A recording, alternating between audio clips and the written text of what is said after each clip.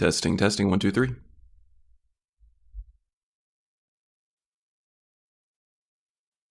Testing, testing, one, two, three.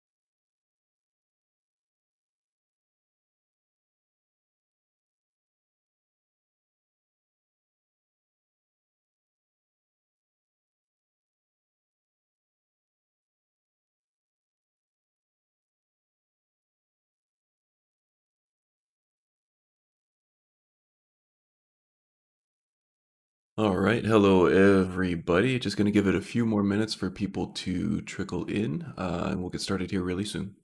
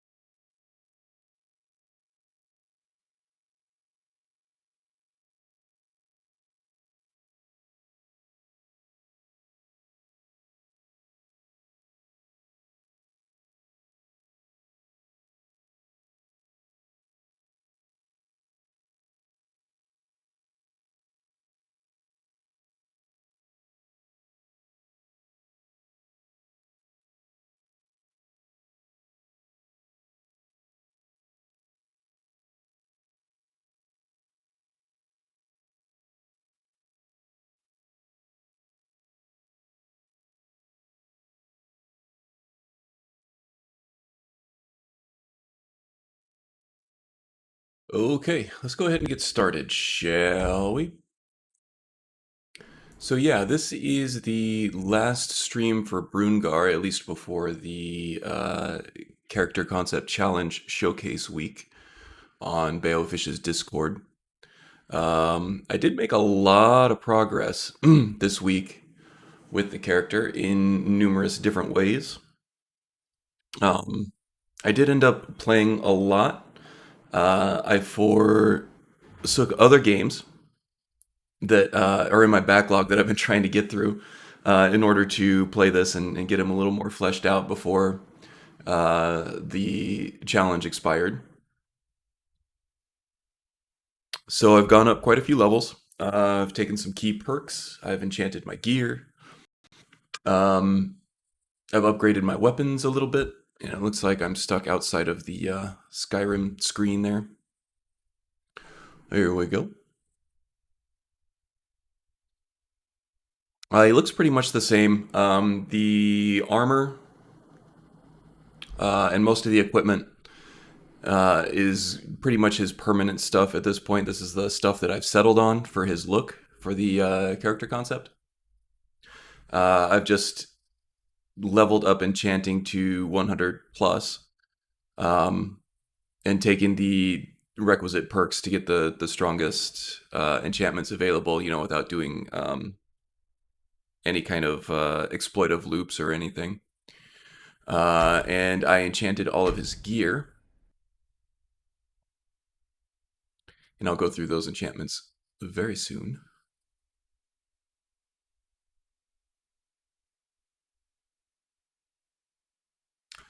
Once the game actually pulls up here. We're very close to level 44. I think we ended up at level 37 or something last time.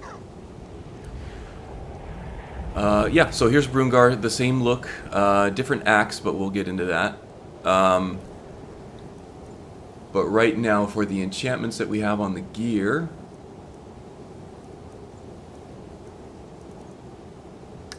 this one I've been using. This hasn't changed. This is an item that comes with Winter Sun, Faiths of Skyrim.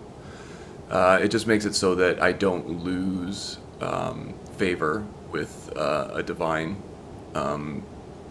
if I forget to meditate or pray on that deity. No big deal there.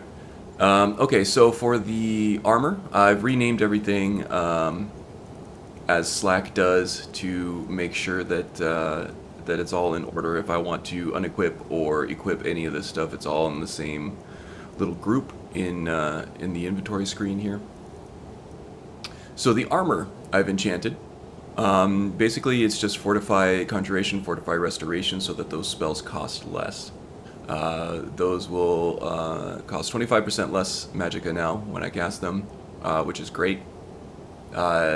It helps me to maintain a bigger magical pool when I cast the totems at the very beginning of battle, but also when I'm casting Spirit Fire or Spirit Storm now, I can maintain that spell for longer, which is good because Spirit Storm is an absolute wrecking ball.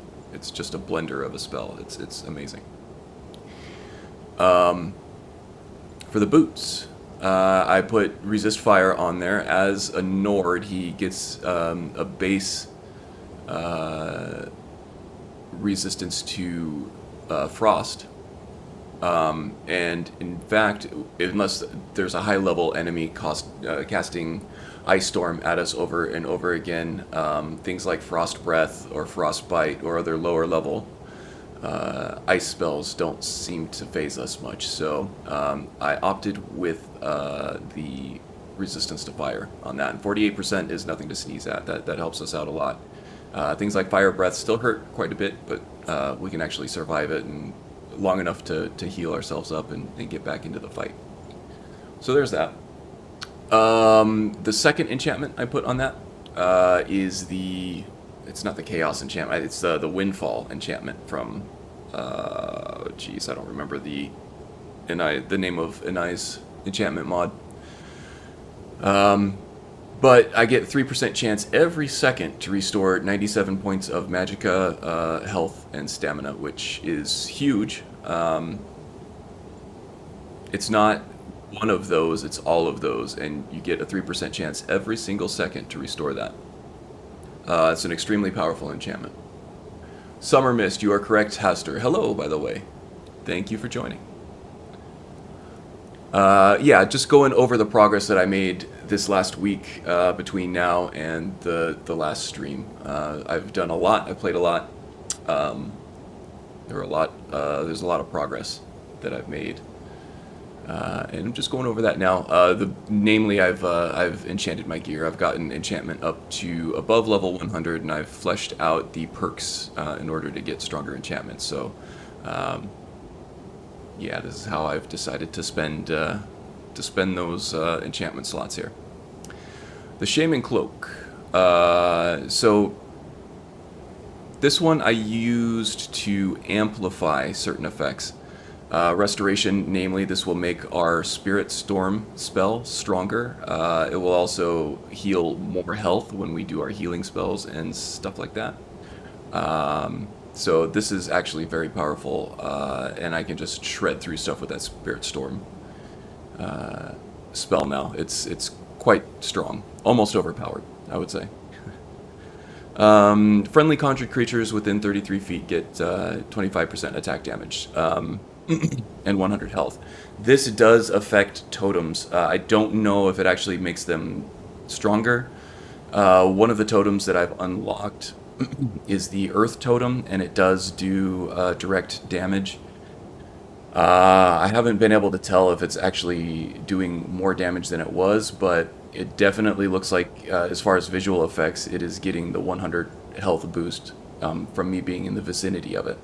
And it is noticeable that it is harder to take down now. So that's good. And then moving on to the next one, the earrings, which I've had since the very beginning. We don't really get to see them because Brungar's always wearing that bearskin helmet there.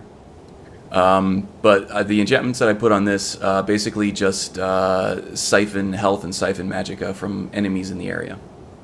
So just as long as there is an enemy within 21 feet, I'm absorbing health and magicka from them, so they are losing it while I'm gaining it. And I would imagine it's not the strongest effect.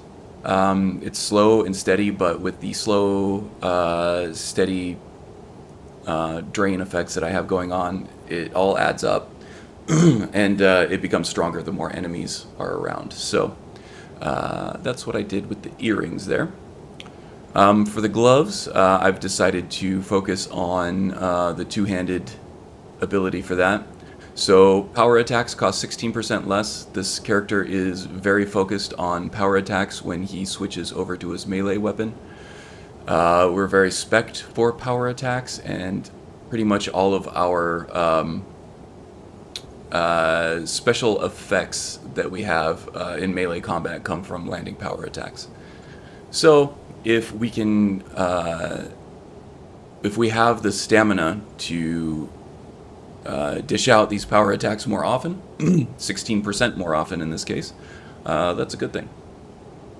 I've also added the two-handed, fortified two-handed on this, so 42% more damage for two-handed attacks is a huge boost.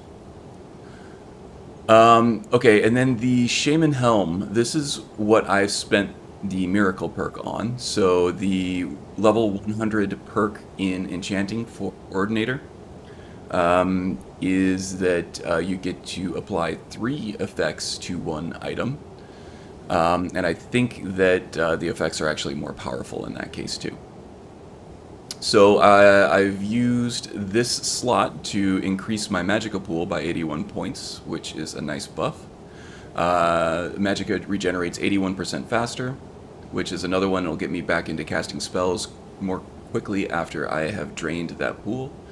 And I've also used the soul burst power for this one here too. So you gain 48 soul energy every time a living foe dies, and once that hits 1,000, it unlocks the soul burst power. So This is the first time I've checked since gaining that 1,000 level there. So I need to go through and add that to my quick menu so that I can use that in battle. And then, let's see, I want to say finally, but yeah, okay. So finally, I have the ring here. This one I've used to get that ghost minion that follows you around. It's immortal, it won't die, but it only has 129 points of health. It goes down fairly easy. I've also added the resist magic to this, so on top of the resist fire that I'm already getting from the boots, I get an extra 25% resistance to all magic, which helps a lot.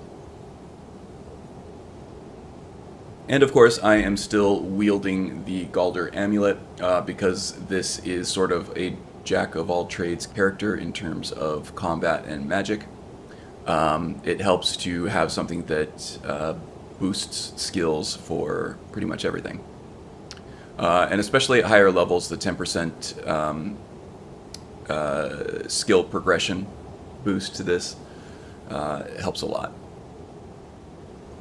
So that being said, I've also blown through all of my training for all pertinent skills. So I am at least level 90 for all of this. That work focus right here. Okay, turn that off. So I am at least level 90 in all the skills that I would consider major skills. Conjuration, I've hit 100, so I am actually focusing on this one right now is in terms of perks. So the next one I'm going to be taking is the Summon Resist. Friendly Conjure Daedra. I believe that the totems have the familiar keyword on them, so I'm not really sure if that is affected by... oh, and other non-undead minions. So this should actually help my totems out a little bit too when I take this one, which would be great. And then March of Oblivion, this is the one that I'm really after here. This will allow me to cast more than one totem at the beginning of battle.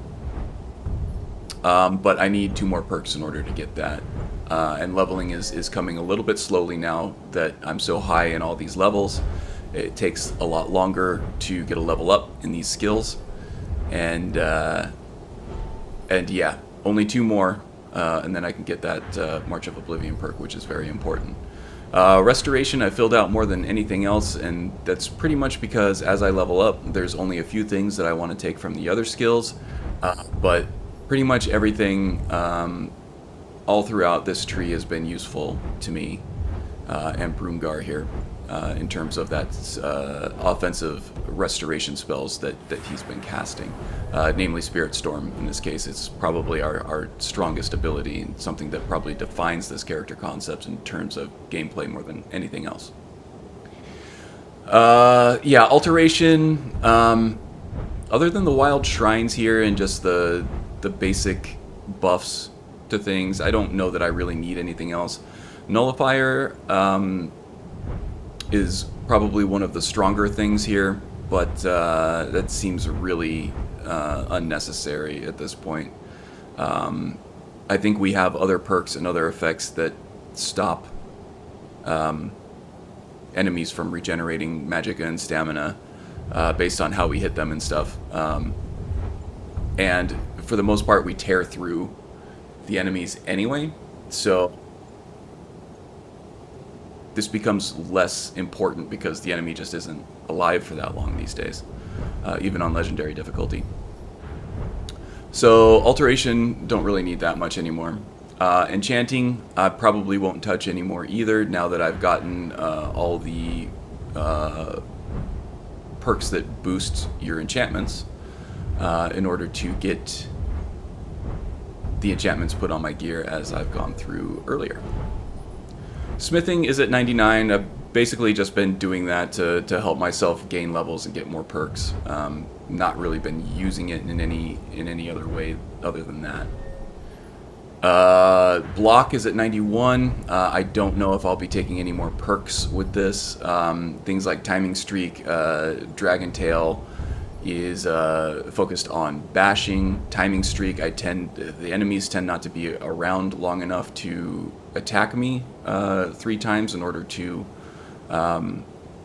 get a timing streak like this.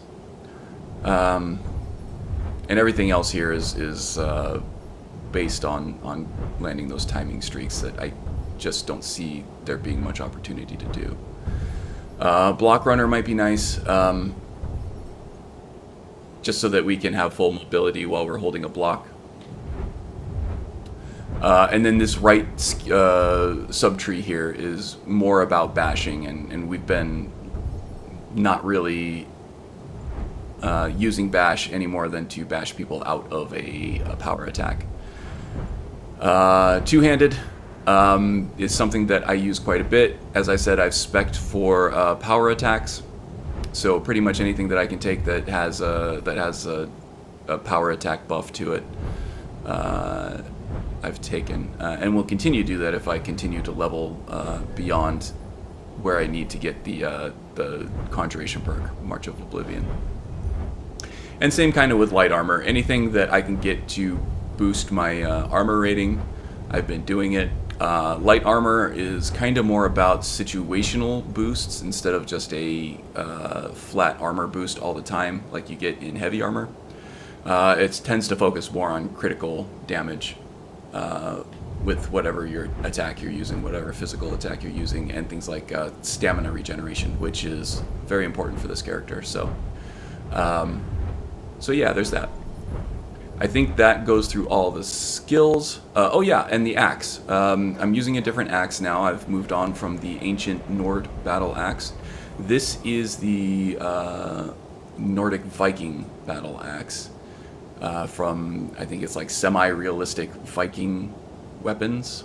It comes with a bunch of sort of realistic Viking weapons and armor. It's a great mod. I like it a lot. I like this piece a lot as well. It's sort of the less LARPy looking battle axe that you see in the vanilla game in most mods, with like the double heads and the big old thick metal work on everything. This looks more like a real battle axe that would have been used.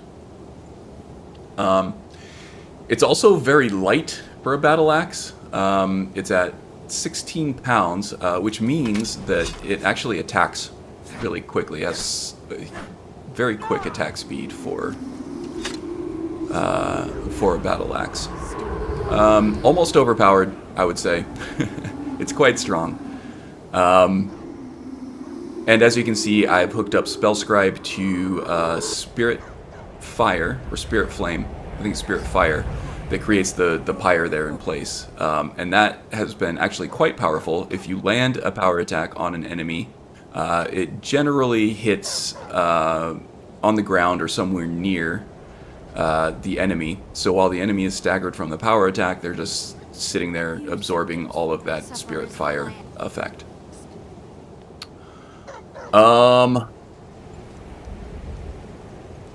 I think that about does it for updates on the character. This is more or less his final form. Like I said, the one key perk that I'm going for here, I need 2 perks to get it, is the March of Oblivion perk in the Conjuration skill tree. Once I get that, I can start casting multiple totems per battle. So that would be great.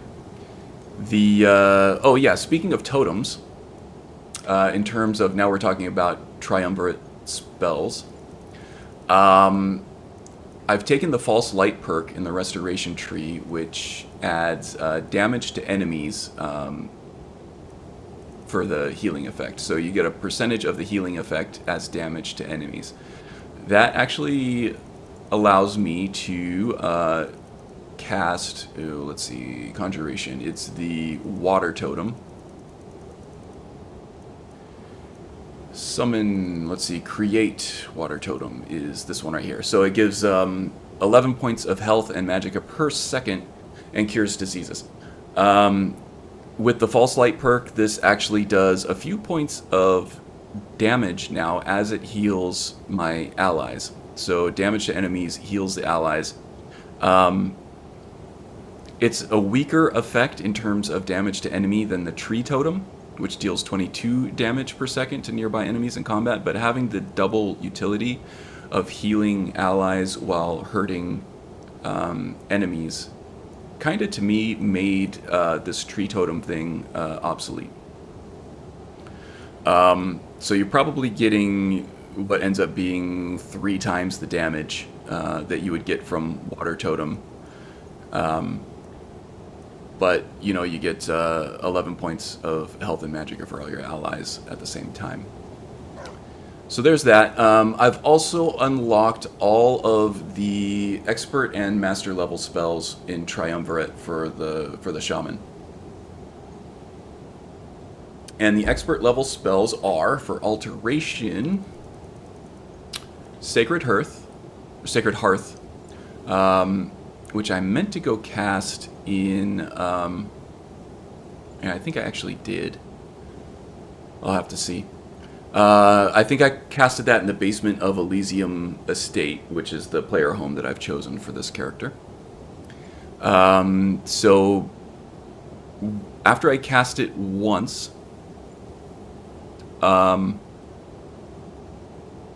recast temporarily to recall to the hearth in spirit form, returning after 299 seconds or by activating the hearth.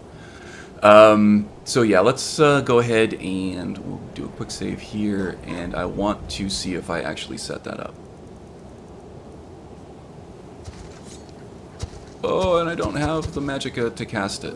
So that's been the other problem with these master level shaman triumvirate spells, is that I don't have the magicka pool to cast these things.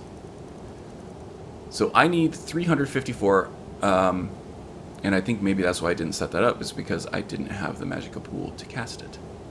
So we're also going to have to work on that. Our current magicka pool is at 292, which is not anywhere near the 354. I suppose what I could do is I could enchant a necklace or something that has another boost on it, and maybe take some potions or something to fortify the magicka pool that we have, and then I can start casting some of these master level spells. But I would like to have the natural magicka pool in order to handle it, so I can use them when I need to use them without having to change out equipment, you know?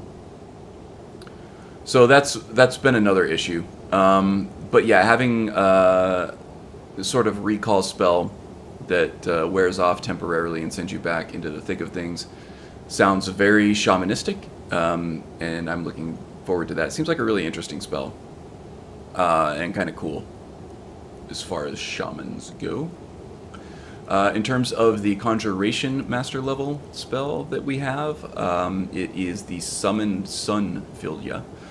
And the same limitation here applies, is that I don't have enough magicka to cast it. The Filias have limited use anyway.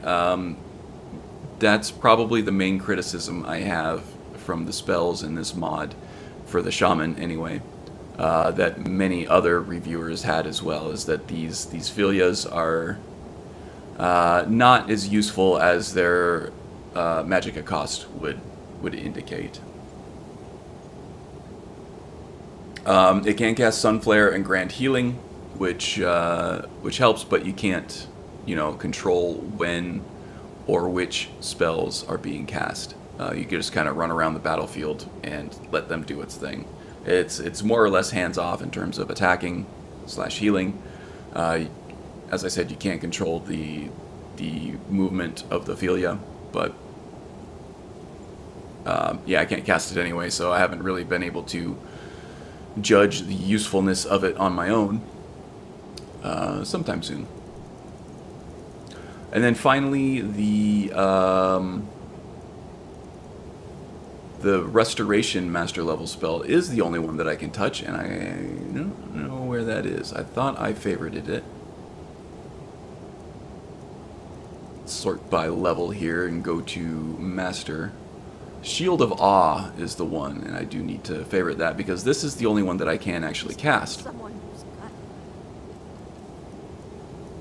Shield of Awe. And if you've seen any showcases of this mod for these spells, you've seen this one. It's very shamanistic, very Viking-esque with the runes there. And what this does is it gives a huge buff to allies in the ring and a huge debuff to enemies in the ring. A very Senua's sacrifice type of thing there. So what this does is enemies inside the rune... Oh no, it's just a debuff. I thought there was a buff to allies as well. Guess not. So 253% weakness to magic. That is crazy, crazy harsh. And lose 253 points of armor and lasts for 1 minute. So it doesn't last very long. But again, those debuffs on enemies, you probably don't need that long of a time of effect anyway. The drums can get a little annoying outside of battle, so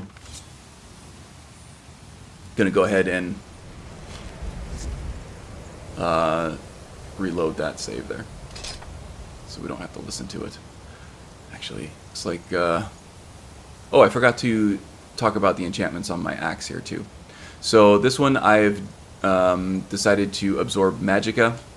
So the base level play style of this character is he goes in with magic first, and then when his magicka pools have been depleted, then he switches to melee. And then while he's draining his stamina pools on power attacks and stuff like that, he should be regenerating magicka, so when his stamina pools are spent, he switches back to magicka. And on and on and on. So I figure if we do some absorb magicka with the battle axe here, that will help us get back into magic casting a little faster.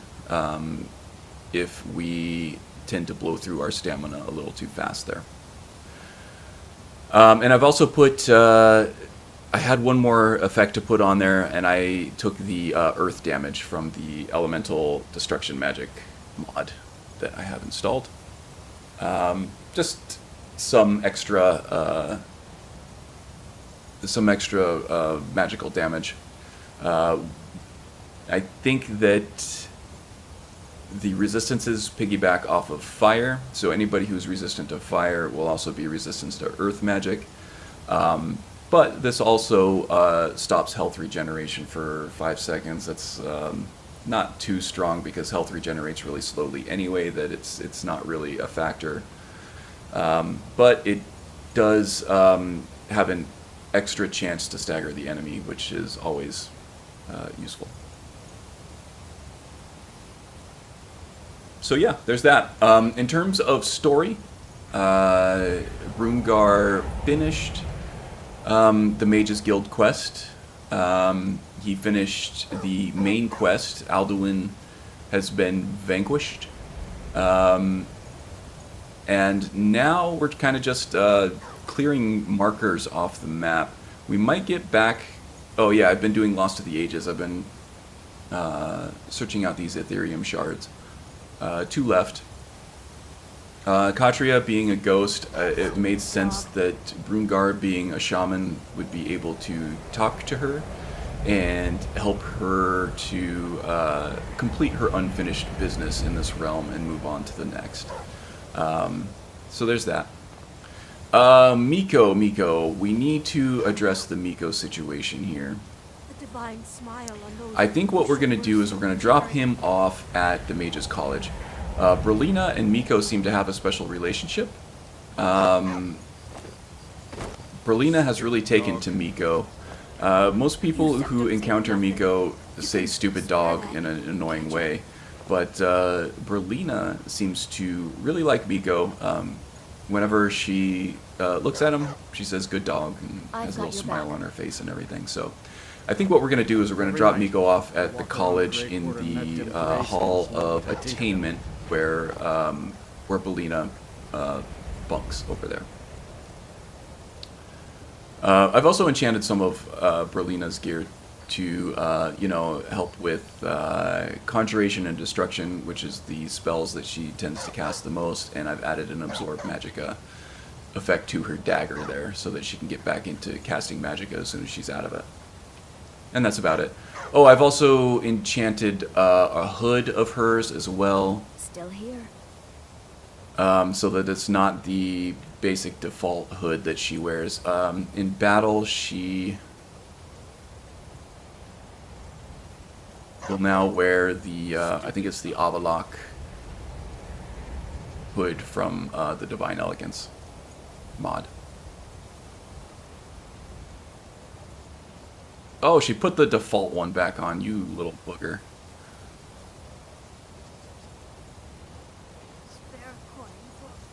She doesn't always do that. You lead. I've got your back.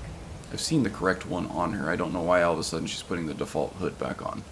The enchantment that I gave, the one on the hood that I gave her, I'm a mage, not a should be pawn. much more powerful.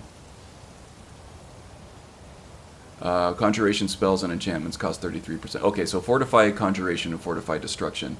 I think the other one just has Fortify Magicka, the default hood. So maybe I have to relook at that. Let's try this. Okay, now she's wearing it. It just goes with the dress a lot better.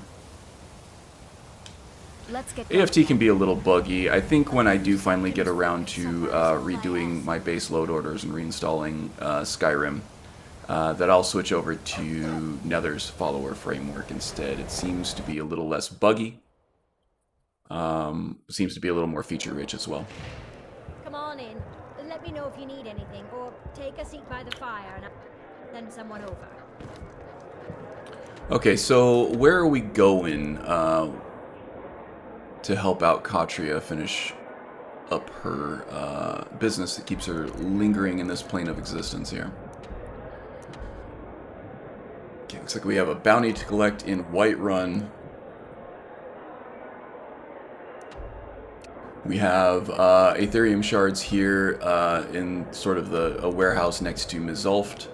And then after that, I think we're going to have to consult Katria's journal to find the other shard. But for now, I think we're just going to get a nice some fresh baked bread night and of good sleep. cheese if you're after a bite to eat. Okay. Sure thing. It's yours for a day. Yes. And the reason I want to I understand. drop off Mikko and drop him from the posse here is that he just gets in the way too much, and it's really difficult to get around him in doorways and stuff. I think, as I mentioned in a previous stream, even though the model for the dogs seems small, the collision boxes, the collision area for the dogs are actually really big. You can't really jump over them. It's really hard to get around them.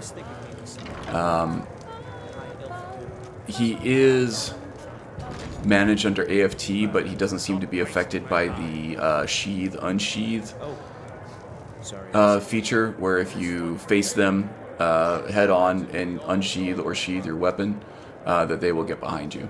That doesn't seem to work with the dogs, and it just becomes a huge pain in the butt. I don't want to have to go into the console and TCL every time I want to get past Mikko in a doorway or a hallway.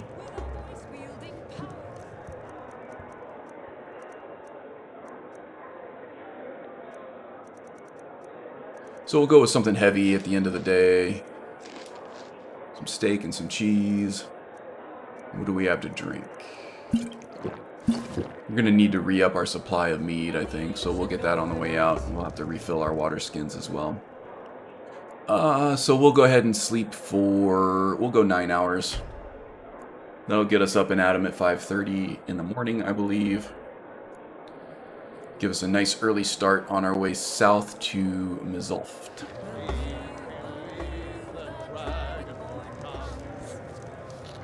And then the Wraith King here. I think what I'm going to do is put the ring that's attached to in my quick menu, so I don't have to go into the inventory menu every time I want to disable him. All I have to do is just unequip the ring and he should go away. I said he should go away. There we go.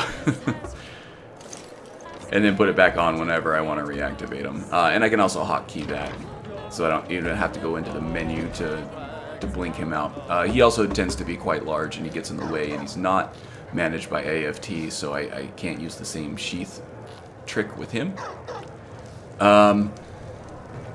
Here we go, and Mikko is definitely in the way again. You got some nice meat hooks there. Makes for a damn good Zelda. Actually, Is Lynette there probably has something I can do? more Depends. Are you thirsty? diversity in the Hungry? menu, Both. more product available. So we need some Nord mead here. We'll just take 3. We don't need to overdo it. We'll stay light on our feet. We're good on food though, but we just need water. And let's get hydrated before we move on here. 9 hours of sleep tends to dehydrate a guy. There we go. What do you need, handsome? Of course.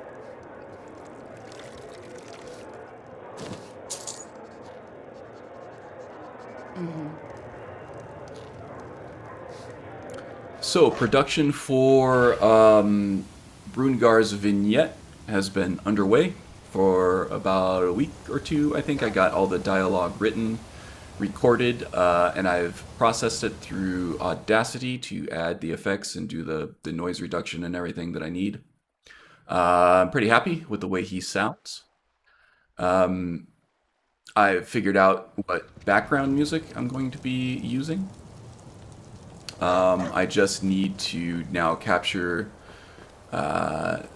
some pan shots and stuff for the dialogue, and maybe a dungeon clear if I have the time budget in the video to do that. I think at the moment with the dialogue and everything, I'm at about 1.5 minutes. So if I can find some compelling gameplay footage for the next 3.5 minutes or so, just to show off what the character can do in battle, that will put me in the 5-minute range that Bayo stipulated to be showcased next week during his stream. And I'm excited for everybody to see it.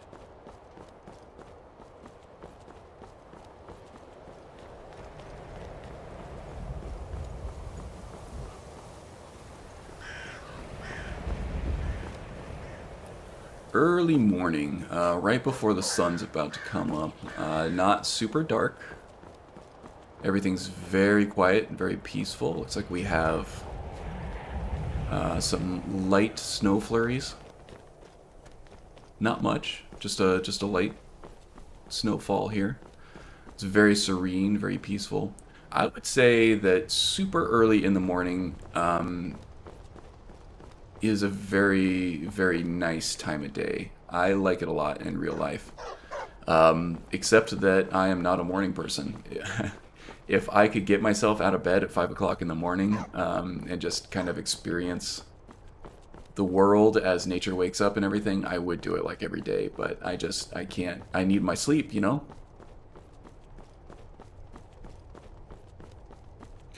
Brungarr, however, doesn't have any problem getting up in the morning. He's a bit of a morning person. And I think that he would share his appreciation of the morning quiet time that I have. So for him, now is the perfect time to go on a little bit of a hike through nature here. Experience the world waking up.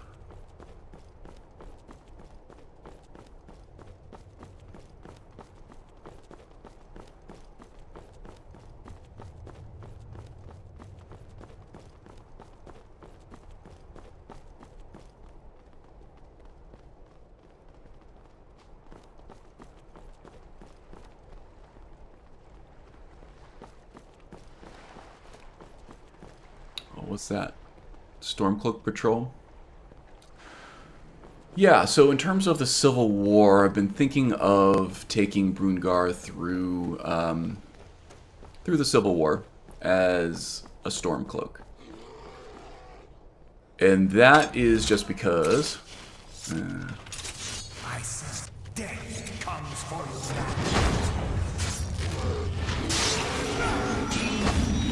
you. And you can see how quickly we're just shredding through everything right now. With Spirit Storm. I don't need anything that the bear is going to offer me. This is still on Legendary difficulty, and with the Amplified... I thought I took care of that dragon already. God, that scared me a little bit. With the Amplified Restoration spells,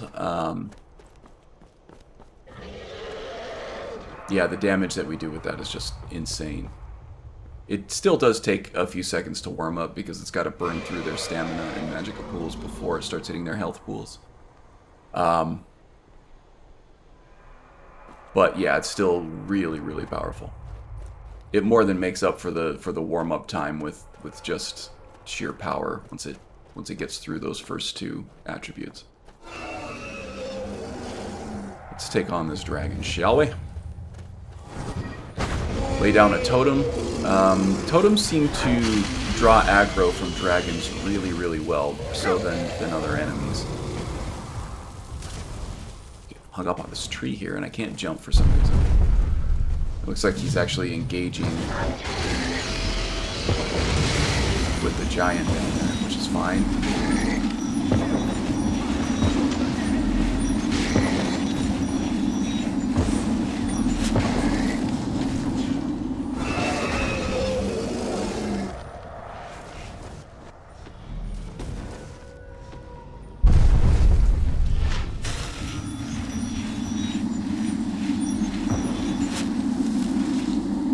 Tearing through Mikko there.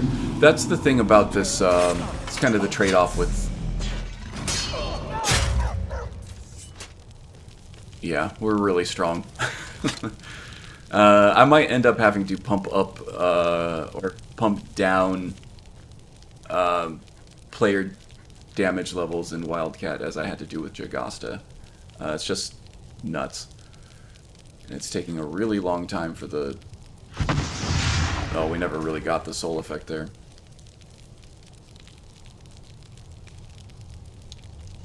Something's boogered up.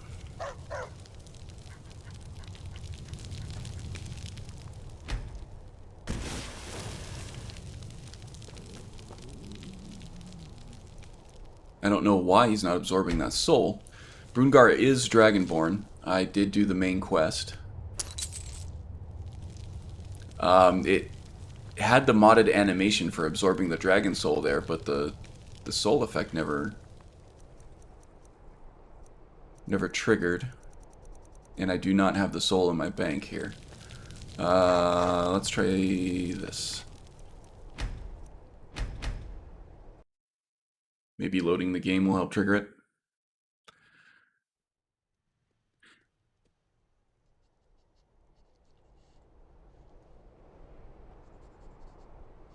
Not so much, apparently, huh?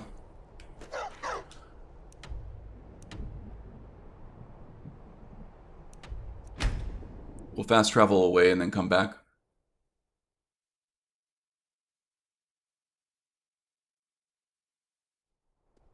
Just reloading the cell might do it.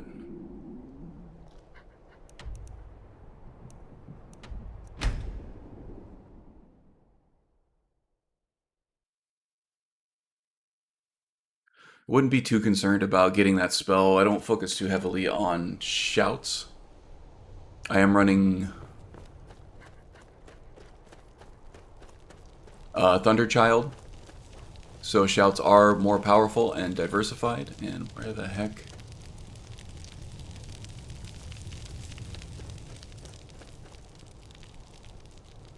Did this dragon despawn?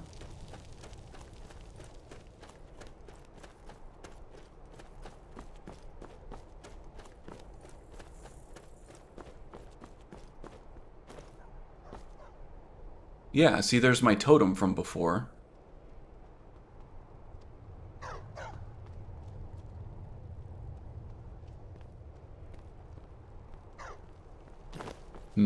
Alright, well, I'm going to try not to get too hung up on it. He's probably floating in the sky or something now. That old bug. Alright. I'm not really too concerned about getting the dragon soul or losing out on this one soul, but I'm more concerned... Ooh, that bear just killed somebody over there.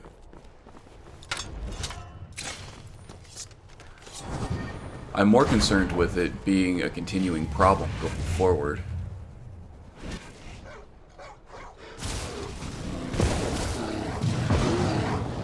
So I'm using the Earth Totem now, which sends out this powerful blast every 7 seconds. I think it does like something like 150 damage, and it causes a stagger / knockdown against certain enemies.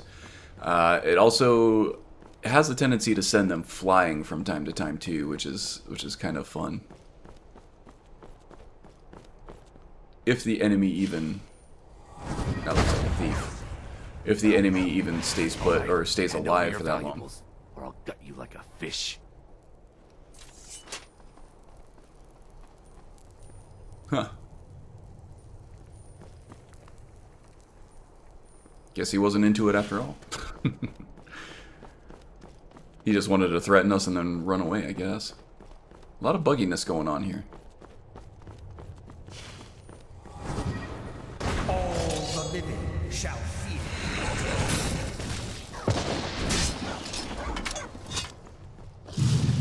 Such an abrupt end to our game. And as I continue to gain levels in Conjuration past 100, that might...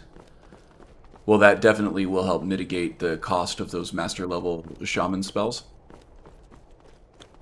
So that coupled with, you know, taking just the regular level boost granted from leveling up and putting that into magicka each time. By the time I get 2 levels ahead, maybe I will be able to cast those, at least the master level conjuration spell, which is the Sunfilia, which is probably the one I am least excited about, honestly, but I would like to try to figure out a good use for those. They're cool spells. I just haven't been able to determine a good use for them other than scouting ahead in winding dungeons, you know? There you are. Give me a hand with this door, would you? Let's see. Expert? Yeah, I can take care of that with my battle axe. It says it unlocked, but it didn't. Come on. Anybody?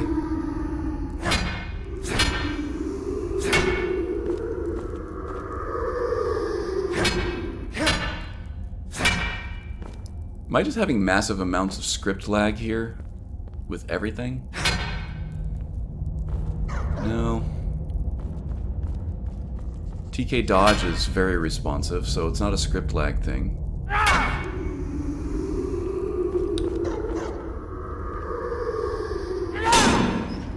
That worked. That just doesn't want to unlock for some reason. I was getting the unlocked notification up in the left corner of the screen, but for whatever reason it just wasn't opening.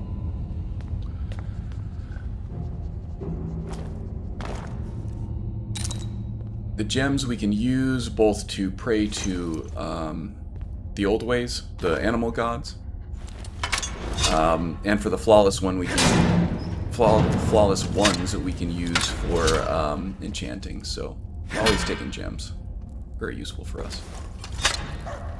And we need some light here.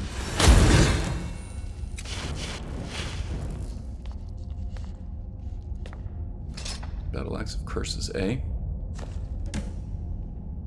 We only need one more shard now. Let's see. Has Katria got anything to say to us? Oh, there she is. Thanks again for all your help. That's what, your third? All right, only one left to go. I'll meet you there. Alrighty. There is not a map marker for this one, so this one I just have to go off of her journal and figure it out the old-fashioned way, I suppose. I think that's a convector, yeah.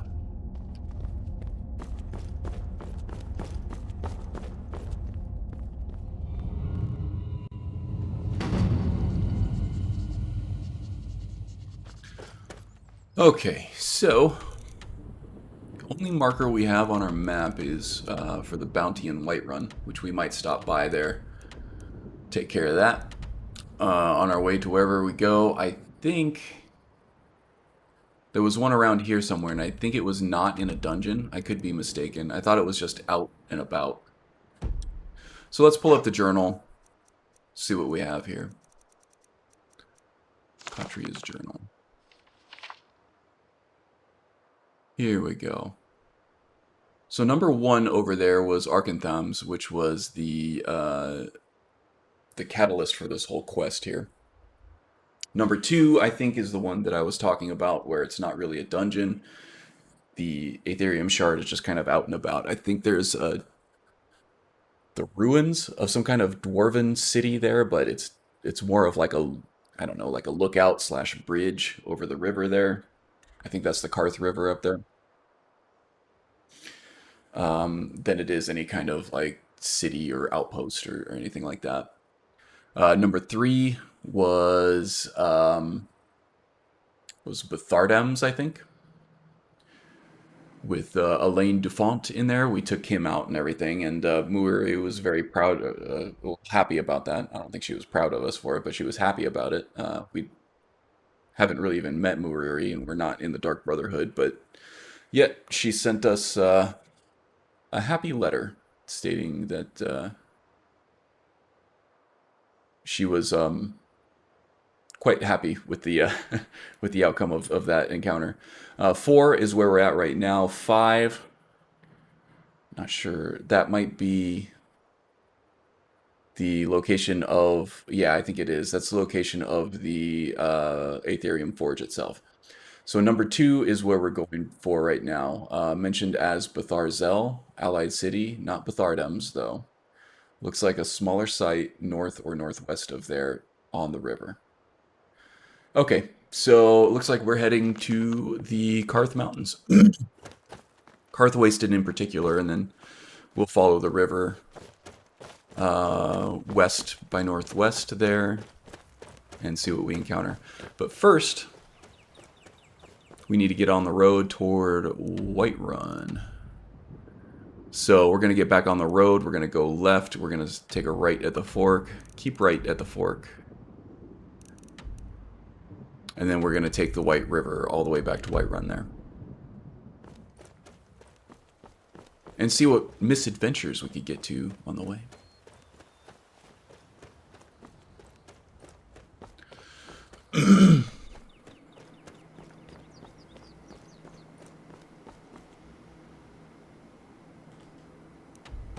Left, that's right. Left, right, right.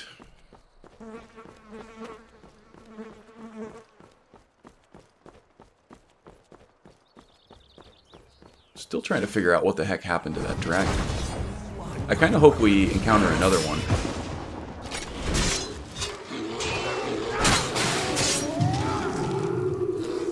Oh, I forgot to equip the Soul Burst power here. I want to see what that's like.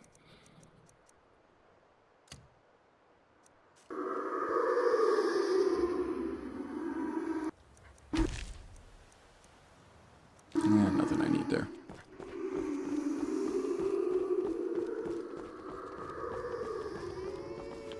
Not gonna blow it on a single wolf, that's for sure.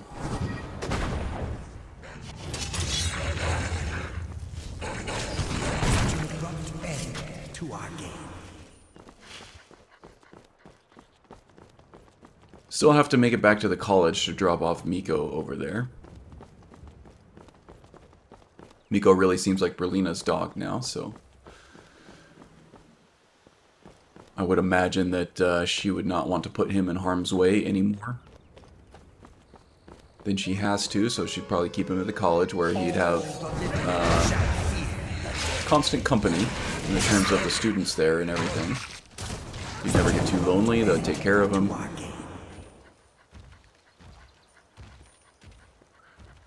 What is she still about over there? I think she's just looking at her Atronach, and she was in that aggressive stance because I was.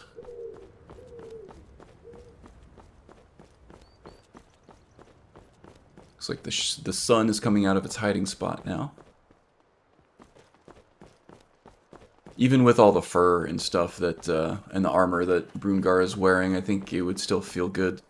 That first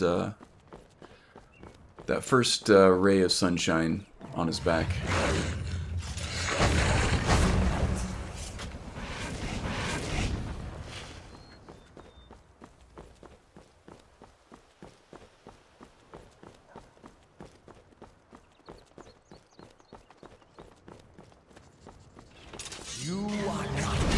Skeever, really?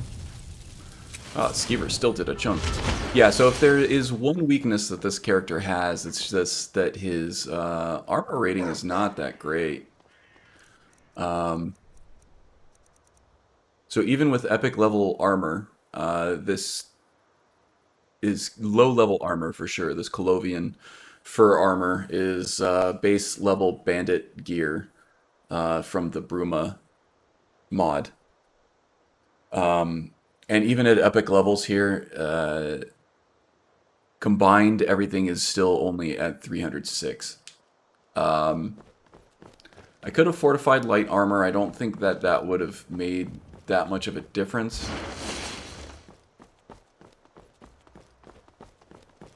I can also use something like Dragonhide. I can hook that up to Okado's Recital. And that would give me an extra 220 points. That would put me really close, if not over the 580 armor level cap.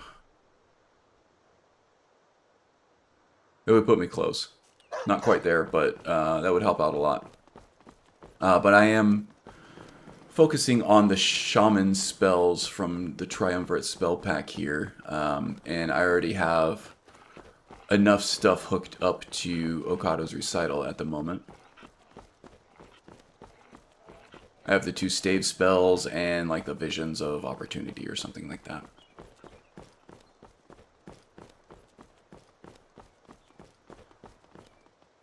And another right. Right at the fork.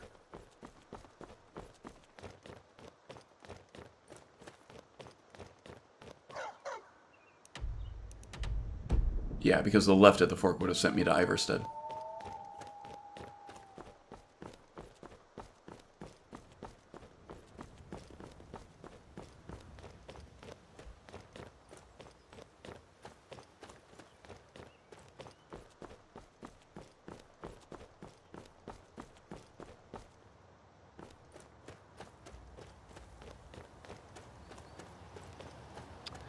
So yeah, just making our way, let's see here. This will take us down to Mistwatch, right?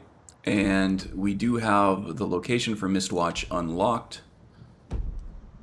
You know what? Why not? Let's go do it. Take care of this iron ore vein too, just to see if we can get some gems out of it.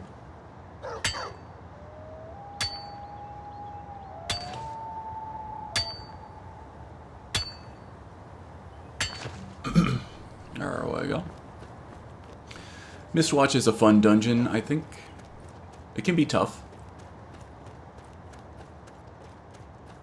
I don't think it's going to pose any kind of particular challenge for Brungarr, especially in his current state. At his current level here, he's quite powerful.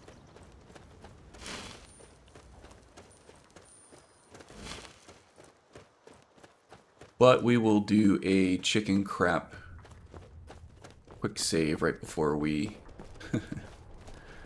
engage with them. Anyway.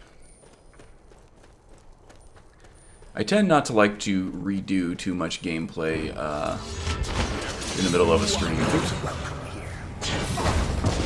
I don't know. Oh yeah, because that skeever got a cheap shot in on us there. Oh, yep, there we go. There's that earth totem sending people flying again. I love that. That is a lot of fun.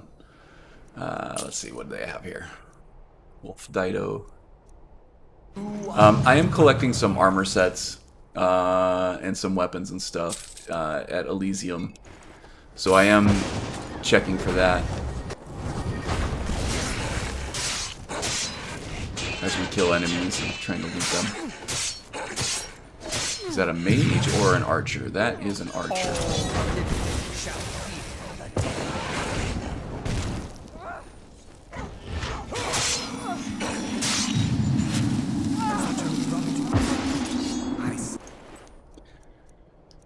Now, is Berlina actually casting... Ooh, I think I do need these. The Einherjar Brigandine Dark and Light sets I'm still working on. So those are good. Berlina is casting Electrospheres on her own? Or is that... Alright. Good thing I set this up. And there's Mikko protecting Berlina, fighting on her behalf there. You guys gonna play nice now? Anyway, I was saying it looked like Berlina was casting those Electrospheres on her own. I don't know if she was using a staff for that, but... that would be cool if she's casting such a high-level spell. Now, I think there was another bandit over here somewhere.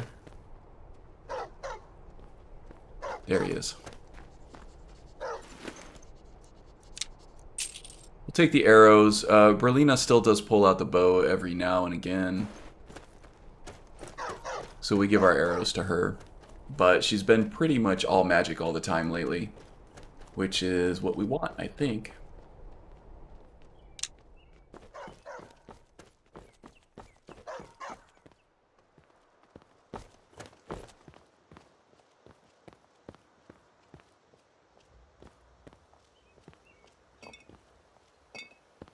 Take the good stuff here. They got Blackbriar and Haunting Brew, huh? Don't mind if I do. Brungarr is completely happy with the off-brand stuff, but, you know, he'll take the better stuff when he can get it.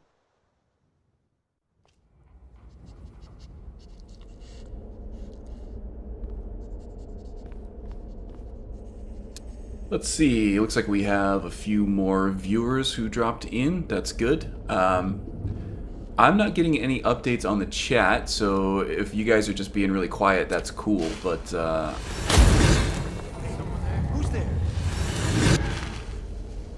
You over here, quick, before any of them but show if you up. guys are chatting, I cannot see Stendar's it, mercy, so maybe you I'll aren't check on one of that. them. Please, you've got to help me.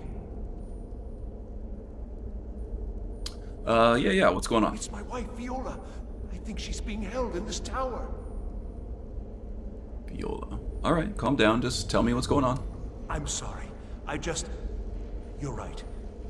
Let me explain. Viola, my wife, left the farm on errands and never came back. It's been months, and I've been searching for her since. I heard a rumor that these bandits were ransoming captives, so I thought she may be here. I managed to sneak past the guards and get this far, but I don't think I can go on. I'm no warrior. Please. Yeah, so it looks like we just got some lurkers. That's fine. I don't see any updates to chat. Just making sure that there was not something going on my side here.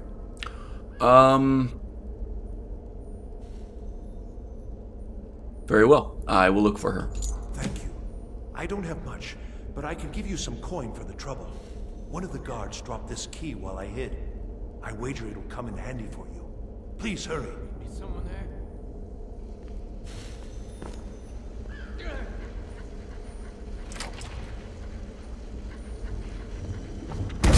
Whoa! Alright. That was, and there's Mikko blocking me again. Standing right in the doorway. As I'm getting just destroyed. Oh, that's wrong. We'll have to go back to our autosave, I think. We'll have to listen to Krister doing his spiel again. And then I'll be sure to quick save right before I open that door. Do need some light. Is someone there? Hey, who's there? Stendar's mercy, you aren't one of them. Please, you've got to help me. It's my wife, Viola. I think she's being held in this tower. Viola Schmiola. I don't think this is going to turn out how you want, Krister. Viola, I heard a rumor. I managed to sneak past the guards and get... Thank you. One of the guards dropped this key while I hid. I wager it'll come quick in save. handy for you. Please hurry. Let's not charge in first this time. We're gonna pop a totem out there.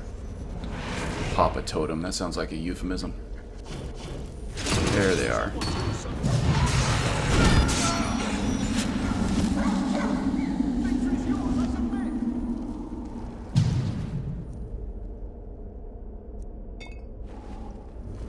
Now there were two of them that came after us last time. There was a mage with earth magic, it seemed like.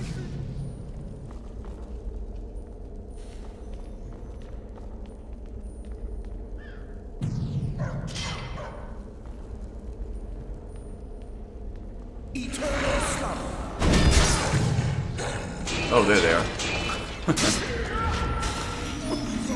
Hiding in the dark, I didn't even see them. Okay.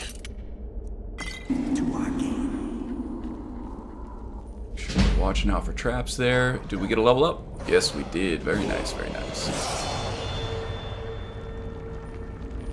Scale helmet of pounding, yes. I don't know if I have that enchantment.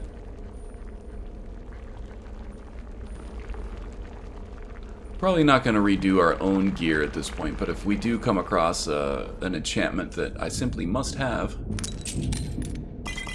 I might think about it.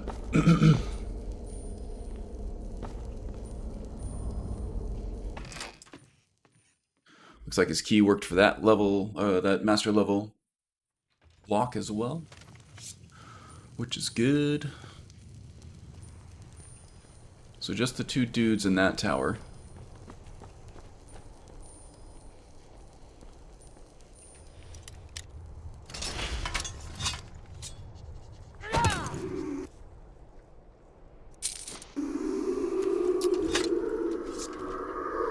Let's see. Brungarr does use soul gems.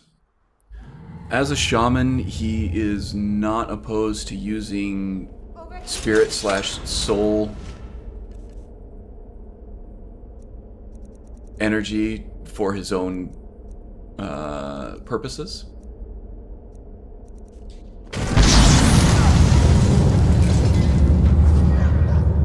Wow, that is a powerful thing, isn't it? I gotta make sure to use that more often. Does someone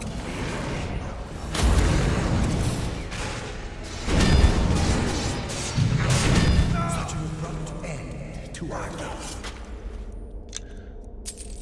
game? Yeah, so as you can see, this character kind of plays a little like a conjurer too, where he can just sit back and let things happen.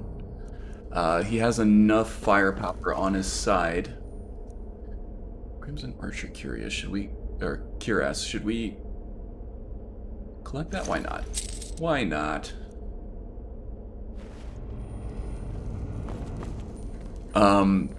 He's got enough firepower on his side in terms of, you know, just the high-level mage, the immortal ghost here, and his faithful dog companion as well, even though we're going to get rid of him shortly. That he can just kind of sit back and wait for things to happen, especially if he's got a totem active. There's very little that he has to do. However, that Spirit Storm spell is extremely powerful. He may draw aggro from time to time.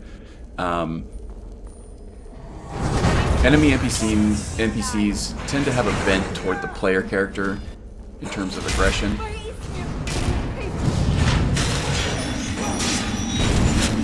They do tend to run past allies and conjured minions and go right at you, even if you pose less of a threat to them.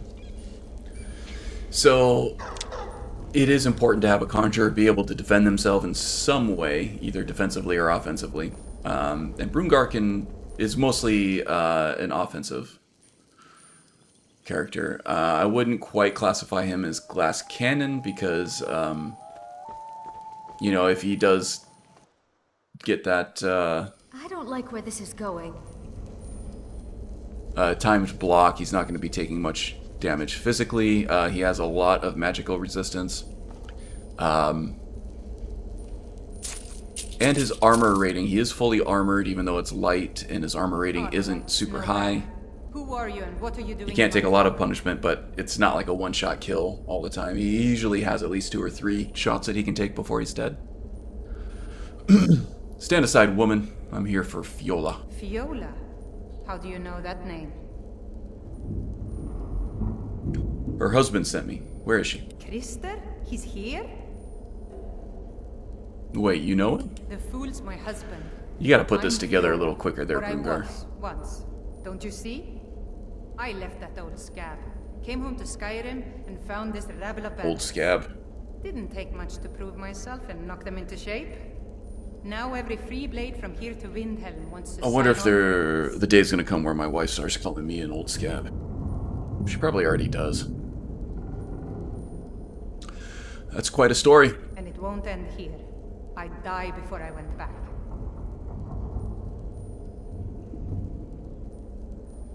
So there's no way you'll come peacefully. No, not back to him. Well, you know what? You still do pose a danger to the people of this province, so we're gonna have to take you out. Better men have tried. Let's finish this. Is what you want?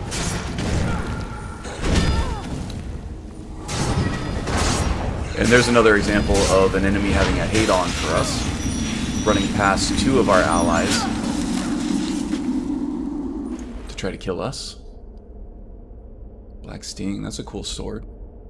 Ooh, Elven Dagger. We've been looking for one of these. Actually, I might have gotten one of those. Wild Hunt stuff is cool. Maybe we'll grab that too. That seems pretty rare. The heavy stuff, I'm not interested in. I like the light stuff better. We'll put it on display in our trophy room there. Yeah, I think I did eventually find an Elven Dagger to put up on display at Elysium. I am looking for now a Nordic Dagger. Not the ancient Nordic Dagger, just the regular Nordic Dagger. And a glass dagger. I have the arrows. And of course I still need all the high level stuff like Daedric, Dragonbone, and the heroic ancient Nordic stuff, which I think may only be craftable at the Skyforge after we've completed the Companion's quest line. So there's that. Alright, let's head back to Krister. I don't think he's going to be too happy with how this went down, but, you know, bandits be bandits, and they got to be taken care of, right?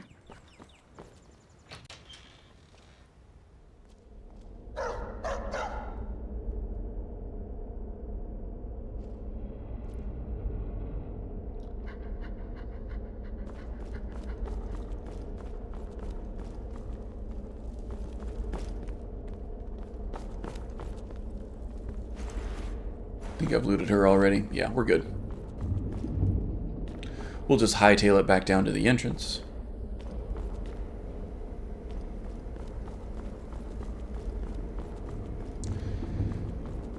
The level designers for this game are usually pretty good about giving you a shortcut way back to the entrance in most of these levels, most of these dungeons. This one, I think, unless I'm just missing something that's obvious, is missing. I mean, obviously I could jump down there and just head back down to the front again. I don't think that's going to save me that much time going back through the level.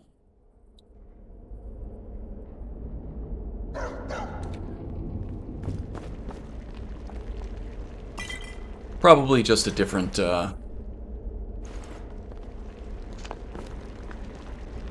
developer created this level than the peeps who were responsible for the levels with the shortcuts back. Whoa, okay, gotta watch out for those.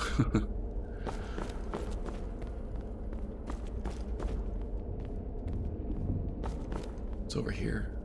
Oh, it's just a woodcutter's axe. You know, a regular old knife would probably be better for butchering poultry.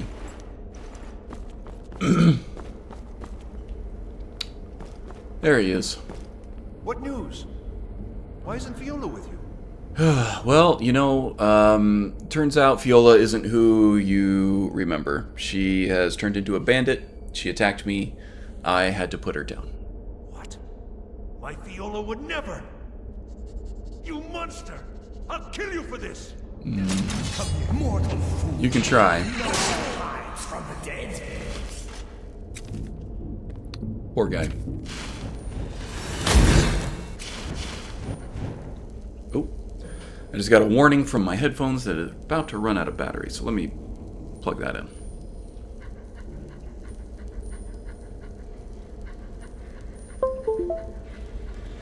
Okay, we're back.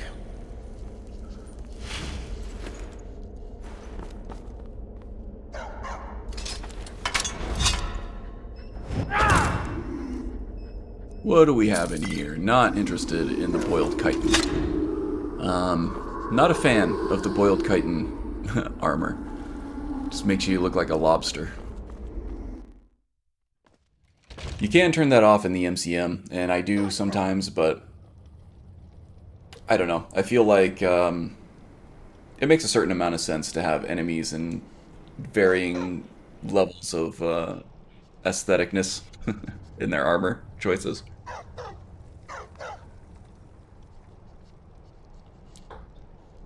It does bother me enough to turn it off from time to time, but not enough to go out of my way to make sure it doesn't show up in my game ever, you know? Okay, quick save. Back at the entrance, and let's continue on to Whiterun. We do have the bounty to collect for the giant that we slayed earlier, not on this stream, but we may encounter another giant that we can take out.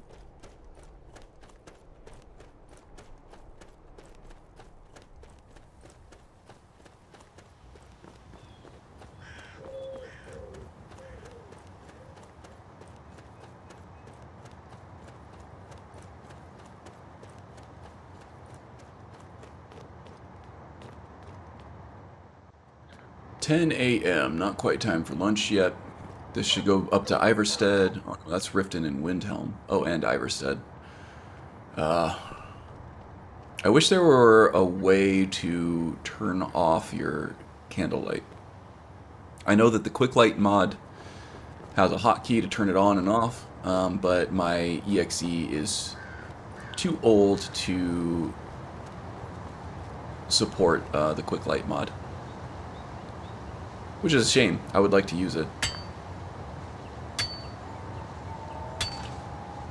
There it goes.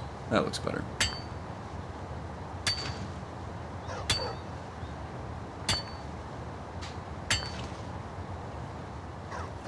Our encumbrance is getting fairly high. We still have 117 points of encumbrance. It's very tempting to call those pounds, but different places have different units of measure. Technically, I don't think that the Elder Scrolls universe uses the English system or the metric system.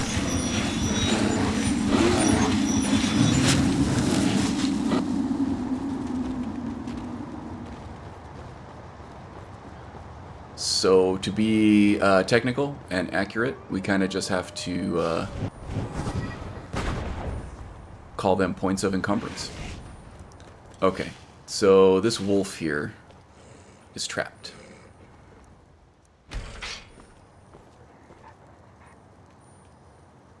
Now, those beasts that are trapped, sometimes they'll attack you when you let them free. Other times they won't. Seems like most of the time they just run away and they never become aggressive. But every once in a while you'll unlock one and they'll attack you immediately, so you gotta be ready. Regardless... Oh wow, there's 2 bears there. Regardless, I don't think Brungarr would want to see an animal suffer that fate, to where they're just trapped there and starved to death and or bleed out. He is a bit of a trophy hunter, I would say, in that he will attack mammoths and stuff to prove his strength to the old gods in order to curry favor. in that way. It's more of an honor and proving of strength thing for him than it is, you know, just killing the mammoth in order to get a trophy from it. That being said, he sees no honor in either in killing an animal that is trapped and incapacitated, or letting that animal bleed to death or starve to death in that way. He would much rather see the animal be able to fight for its life, just like him.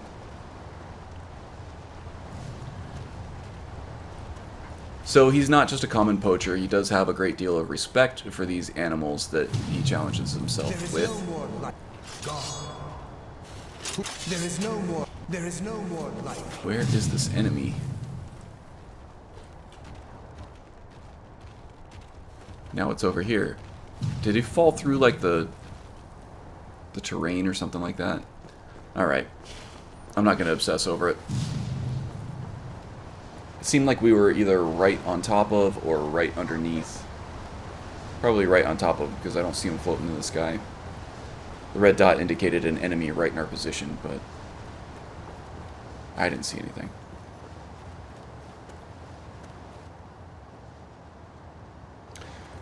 And our allies don't seem too overly concerned with it either. Okay, we got Fort Amal here. Let's take care of this menace. That looks like chain lightning. Probably could have taken 4 or 5 of those with, or probably 3 or 4 without dying. We are not resistant to electricity damage, though we are 25% resistant to magic in general, which does help.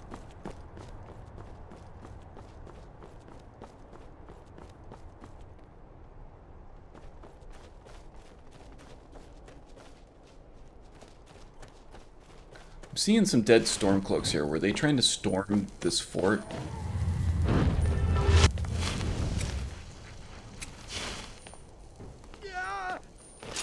I sense a presence.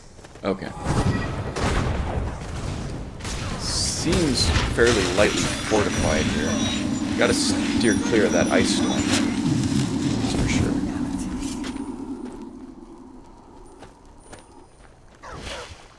We are very resistant to frost magic, but that stuff still hurts. I think we are displaying the full Shaman set back at Elysium, so I don't think we need any of that.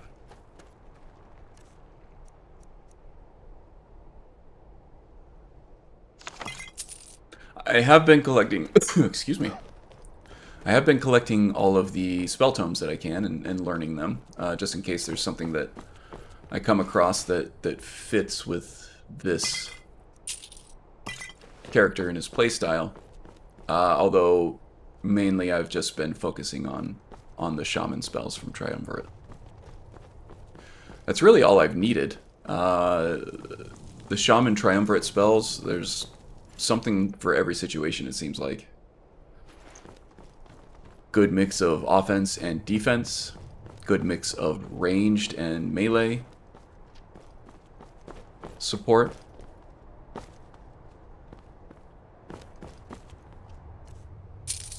A bit of a jack-of-all-trades character, so if you like to specialize in certain things and min-max very specific skills and playstyles and stuff like that, probably not for you, but if you like to play all-around balanced characters, this one's pretty good. I can recommend.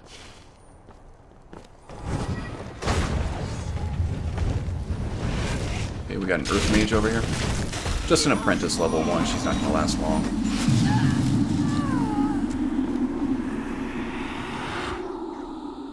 Who is raising... Oh, Berlina. She must... I don't know if she has the spell or what. Was she wearing that damn default mage hood again? I might have to re-enchant the one that I gave her with just a base magic, fortify magic enchantment.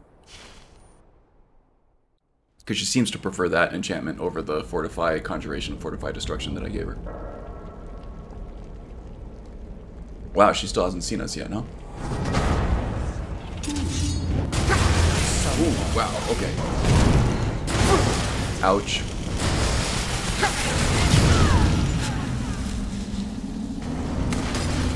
Okay, Warrior's Flame is taking care of that for me. Don't have to heal myself.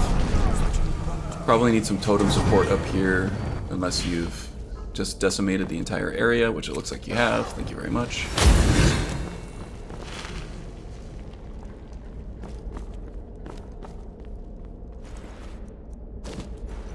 You know, I am really itching for an assassin playthrough, I think. I've done a lot of, you know, just straight up non-sneaky melee with some magic ranged support in terms of Jagasta and now Brungarr for quite a long time. I'm kind of getting the itch to play an assassin character. I think my next character will be a Nightblade of some sort. I'm thinking a focus on daggers only as melee weapons, and then for magic, focusing on teleportation and invisibility only. So Ghost Walk for sure. I feel like it's going to be reminiscent of the Ice Wraith character for my character concept challenge 2 challenges ago.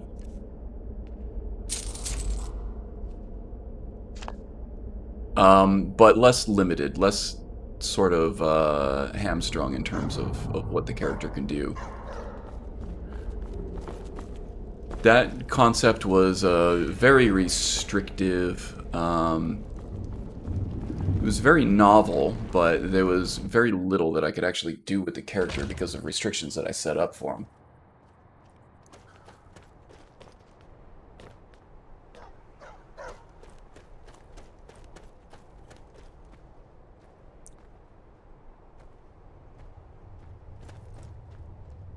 Alright, I think that pretty much clears out this dungeon, doesn't it?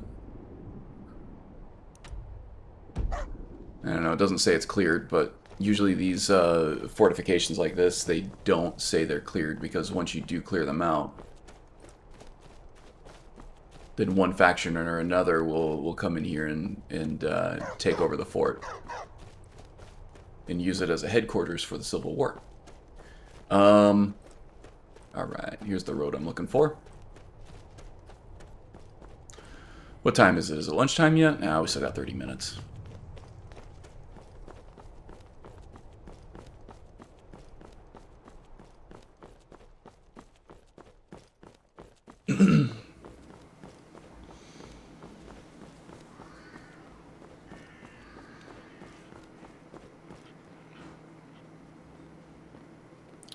Okay, following the signs for Whiterun. We are feeling a bit thirsty though, so maybe we'll stop up here at the river. Well, let's try it here. How about that?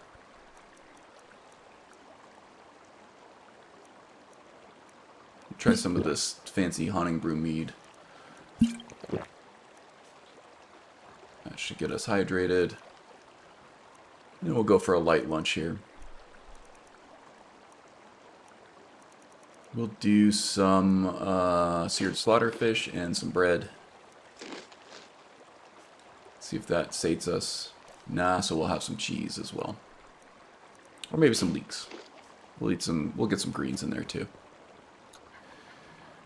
Let's see here. What's next?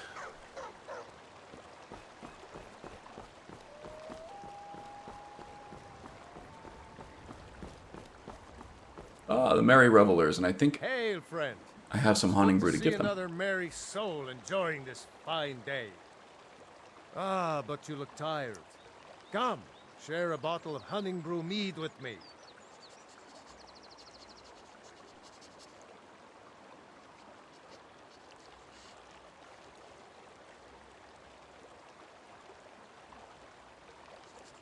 Blackbriar? Blackbriar mead? What are you trying to do? Poison me? I didn't have the option to give him a bottle of Haunting Brew. Usually if you have some Haunting Brew mead and you offer that to them, they'll give you an enchanted ring of fortified carry weight. But didn't seem to give me the option that time, right? Maybe I just missed it. I do already have the enchantment, so it's not really a big deal, but would have been nice to show off for the stream. It's a very valuable enchantment if you're trying to power level enchanting. All you need is a bottle of Haunting Brew mead, and then if you encounter the Merry Revelers, you can offer them a bottle of it, and they will give you a free enchanted ring of fortified carry weight. And then you can use that to enchant your own items, and you'll level up very quickly using that enchantment. Faster than most other enchantments available at low levels.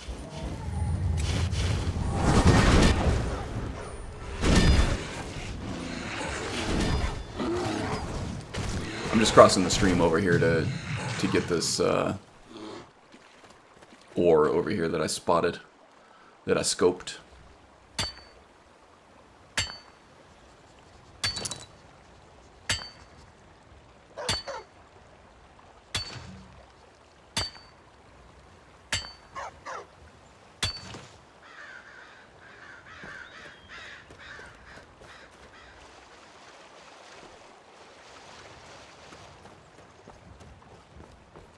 And back on our way.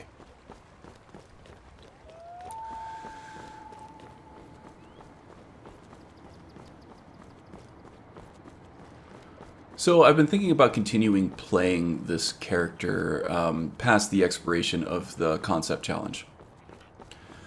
Just because I want to see him through to completion, and I'm not quite there yet. As I mentioned earlier, I can't cast the master level spells, or at least for the conjuration spell and the alteration spell. I can cast the restoration spell just fine. And these are the master level Triumvirate Shaman spells.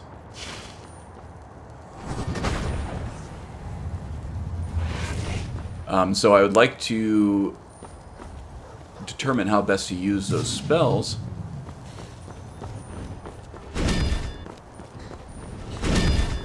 But when you can't cast them, that kind of makes it a little more difficult. So I want to at least get to the level where those become available to me. Not gonna last very long. Put them in the blender.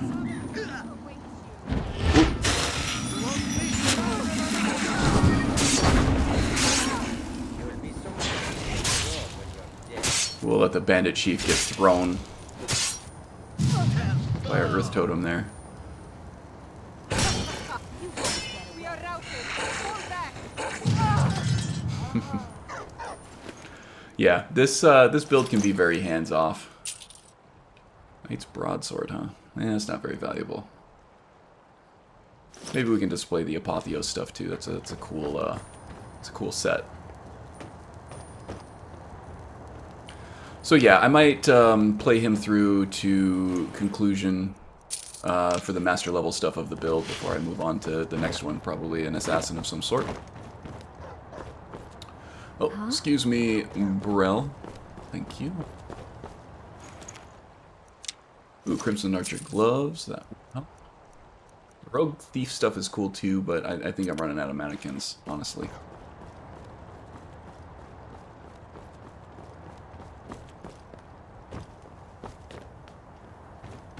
And is this archer still over here, or was he trying to make his way over across the bridge? Has this respawned yet? No. And I don't think we're gonna have anything new in any of the chests here either. I kind of looted these out earlier. Yeah. The enemies respawned, but nothing else did.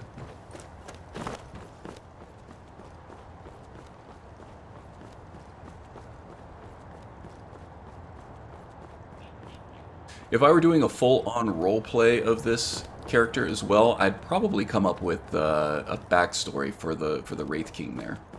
Like he would have some kind of either heavy historical significance or personal significance to Brungarr. Probably someone that he, in the latter case, the case where he has personal significance with Brungarr. Probably somebody that he knew back in his days of, you know, the Atmoran migration down to Skyrim. Whoa, that was a cool trick.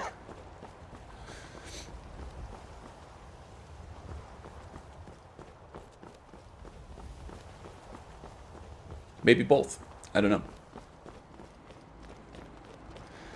It wouldn't be somebody as important as Ysgramor himself, because you do meet Ysgramor at Sovngarde when you complete the main quest line. So they're obviously not the same guy. But maybe a friend or a relative or something back from his time.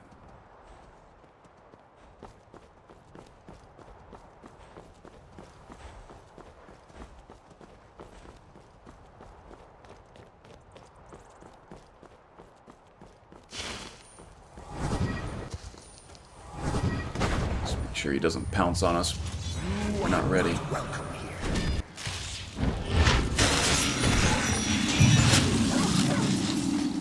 Ooh. That poor fox went flying up in the air. Alright.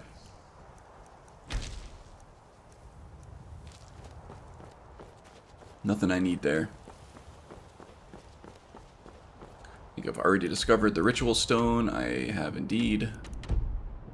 Okay, getting closer to Whiterun, where we can turn in the bounty for that giant. I am running the bounty gold mod, and I have it pumped up. Ooh, some Z fighting over there. I have bounties for giants and dragons pumped up to 1,000 plus 10 gold per level, so we're getting around 1,400 gold in bounties for giants and dragons. So, very much worth it to do those now. I think vanilla, they give you like, what, 100 or 200? Which is completely ridiculous in my opinion. The living shall fear the dead. That giant spider might be kind of tough. Okay, no, he's done. Really ate through all of his everything with that spirit storm there. Wow, a lot of wildlife on the roads today. Shall fear the dead.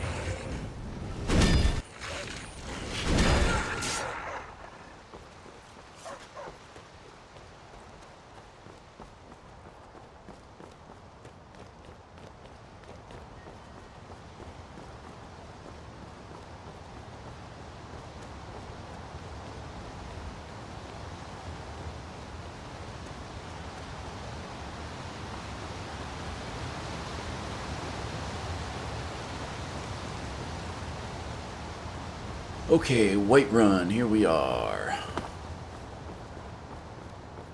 Probably need to stop by Elysium too to drop off some stuff. Do some quick inventory management, I think, and maybe sell off some stuff while we're here.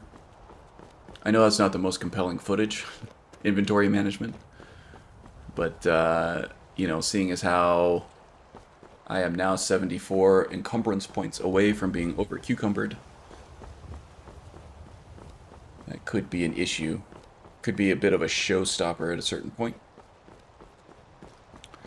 So, it's not particularly exciting, but it is necessary, unfortunately. There's Elysium over there.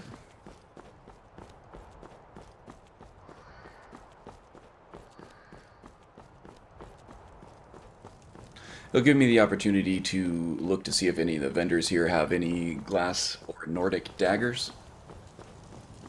And we also do need to level up here, don't we? In fact, let's go ahead and pray and level up at the same time here. Meditation.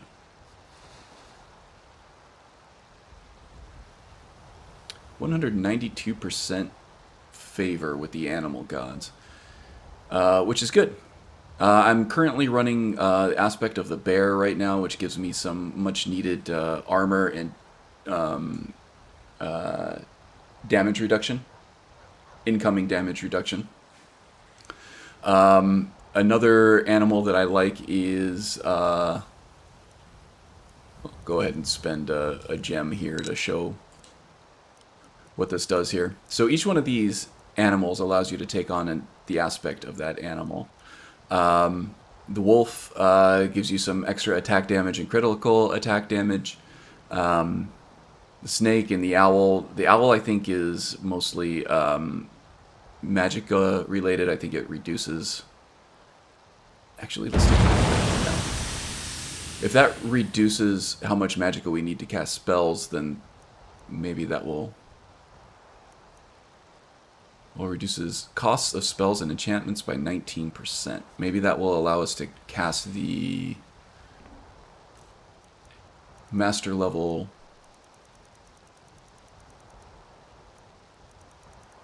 shaman spells here. Sacred Hearth is what I'm looking for. Oh, it does. Look at that. And I can't seem to cancel out of this.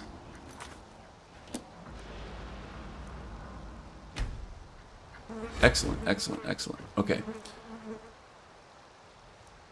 So I can use the aspect of the owl. Awesome. To cast these things. How about the Sunphilia here too? Once we recover our magicka, we'll see if we can cast that. But I think that I can. 266. I think we have plenty. I think we have like 292 or something like that. Yep, 292. But yeah, the most powerful animal aspect is the dragon one. And that basically does what the Galder amulet does under Zim's Immersive Artifact. And that is to basically strengthen all of your skills by quite a bit. The trade-off with that is that it consumes a certain amount of favor with the old god's deity, or the old ways deity. So it drains it over time.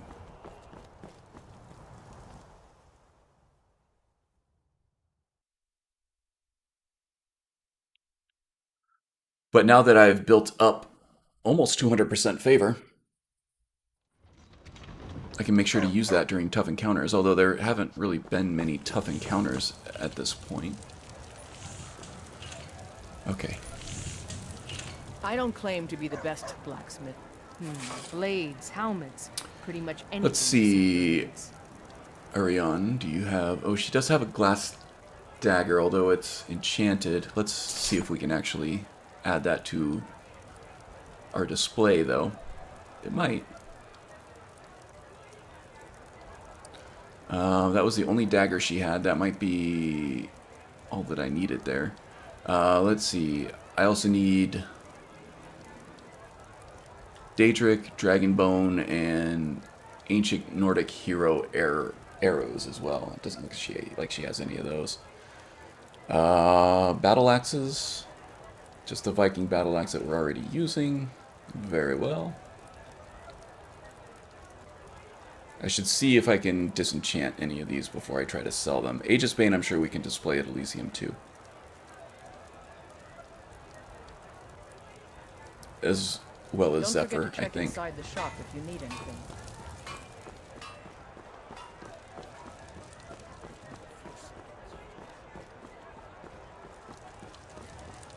But we do need to drop off the bounty for the giant, and while we're up there we can use Farengar's enchantment table to disenchant anything we don't already know. And unknown enchantments are pretty few and far between at this point. How many hours do I have in this playthrough, by the way? 84 hours. So that's quite a bit of playtime.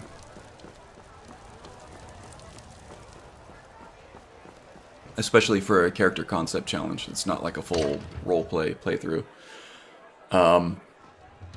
This challenge, though, lasted 2 weeks because of the holidays.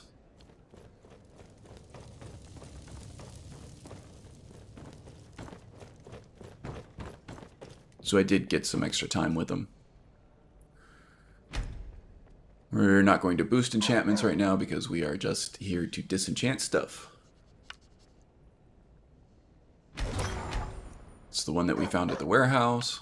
I can't believe we didn't have stamina already. And I'm not going to do the poison enchantment because I want to put that up on my wall at Elysium. Hopefully it lets me put an enchanted version up It for seems that. this damnable I think it does. conflict has claimed everyone's passions of late. Spells and incantations for those with the talent to cast them. We need to pass these staves off to Berlina so she can choose which ones to use there, which ones not to. Looks like we have some stuff that we can sell off to Brungarr here. Just in case we want to enchant something, we'll buy off some soul gems. We're also going to need to refill our axe at some point soon, I think. Sea Dog gauntlets I don't need.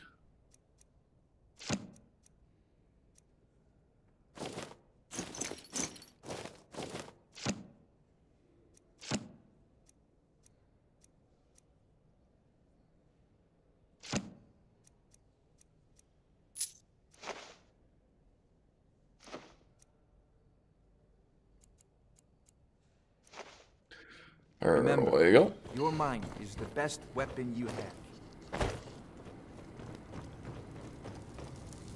I'm almost tempted to fast travel back to the college to drop Mikko off so we don't have to deal with this big ol' honkin' collision box anymore.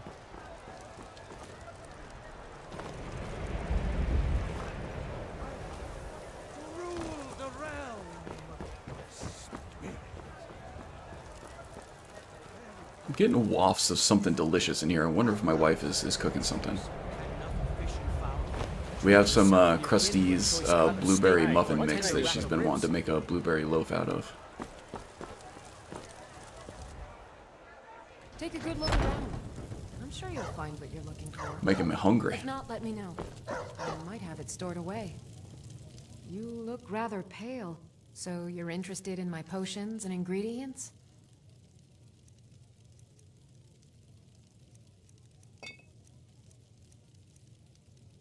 Keeping the data hearts just in case I want to create that potion of respecking for Ordinator.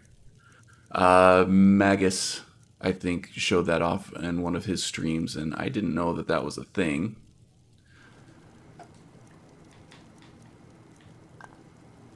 But it might come in handy at some point if I decide I want to respec my perks.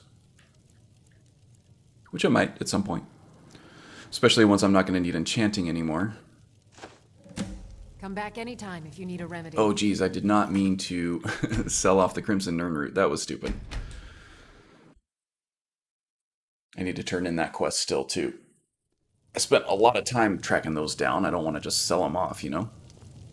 I guess I could have just bought them back. Pardon me, but at do a I premium. detect take a look?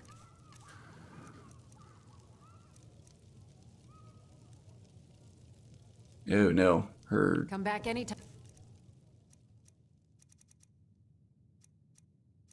If Okay. you need a remedy. Lost her money, but didn't lose my Nirnroot, so it's not worth restarting the game for me.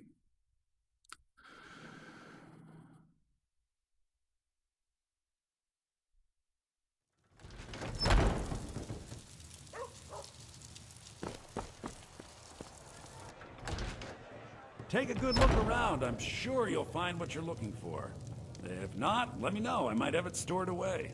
Everything's for sale, my friend. Some may call this junk. Me, I call them treasures. Okay, now we can sell off some heavy stuff. Aegis Bane we're keeping.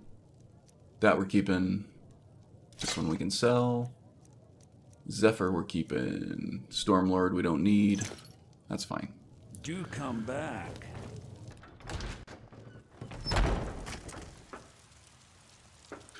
Making our way back down to the gates here.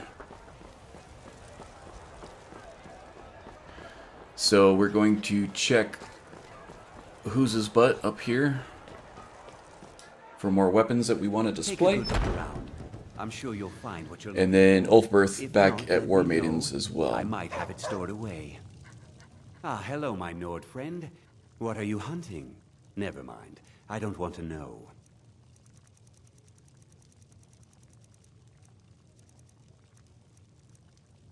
Not any of the daggers we're looking for.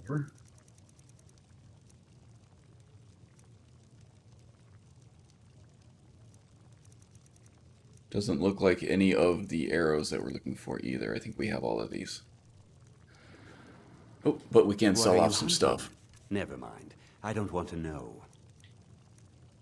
Pretty sure we have an elven dagger, but I'm going to hold on to it just in case. The dwarven bolts we can get rid of. It's not going to clear any encumbrance, but it is going to keep our inventory just a bit cleaner.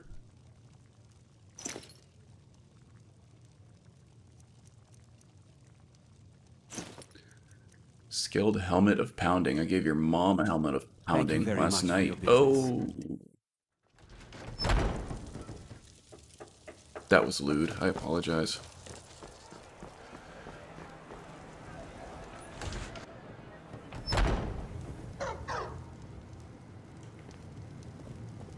We've got small weapons as well as big. The finest weapons and armor. Let's see. None of the arrows we're looking for, and none of the daggers we're looking for. Take But a let's look. sell off some more stuff here.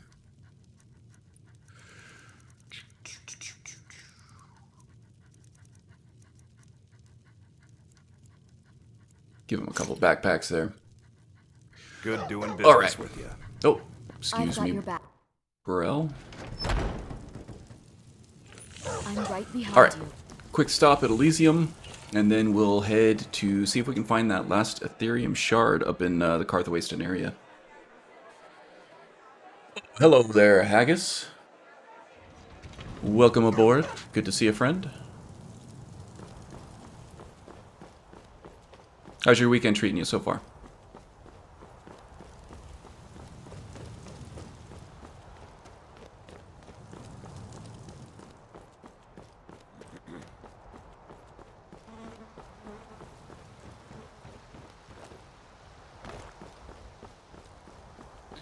Okay, I always feel the need to follow the roads here, but I feel like we can take a bit of a shortcut here and just cut through the fields to get to our lovely home over here.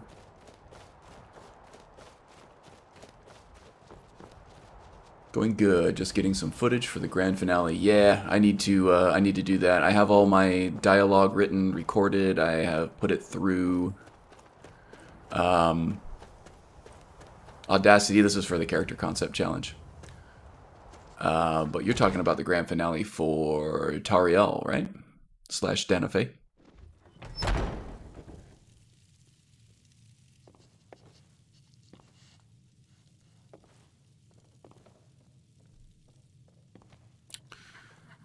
Oh, let's see here.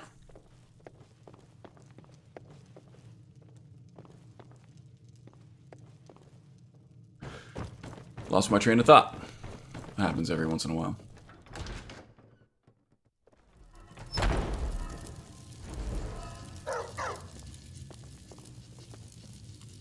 Yeah, so here's all the different weapons that I've collected that I thought Brungarr might use at some point.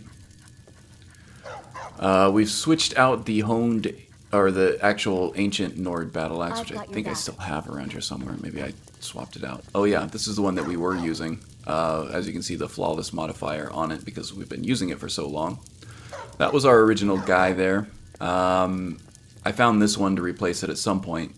I was using the Drain Blood battle axe here. You get these from the Phantoms at that dungeon in Labyrinthian when you're getting the Staff of Magnus. A cool little side effect is that you can't usually temper this using normal means in the vanilla game. But with the signature equipment mod that I'm using, it does temper itself as you use it and as you equip it for longer periods of time. So it did become quite effective, quite strong after a while. It only takes a petty soul gem to completely, fully recharge it, and it does have a nice little absorb health enchantment on it, 15 points per strike. So this ended up being, something that's fairly useless end game in vanilla ended up being quite strong for Brungarr, at least temporarily, which I was happy about. There's also the ancient Nordic double battle axe up there, which I thought looked really cool on Brungar's back, and this Wraith Seethe over here too, which kind of had a shamanistic feel to it as well. Extremely valuable, but not super damaging. I suppose I could temper it and enchant it for a little more potency, but alas, I kind of like the Viking battle axe that I'm using now, with its absorb enchantment, its earth damage enchantment, and just the fact that it swings so damn fast for a two-handed weapon. So that's what I've been using. That's the hunter gear. Ah, the brigandine stuff. I did pick up a pair of gauntlets for this set here, so that just about completes that one. We just need the helmet for that once we can find it. This is the light set of the same thing. Here's an empty one that we can start. Let's see, do we want crimson armor or the apotheos stuff? We'll go crimson on this one since we have two pieces already. And we have another blank mannequin for the apotheos stuff. Oh, I wanted to display the wild hunt stuff as well.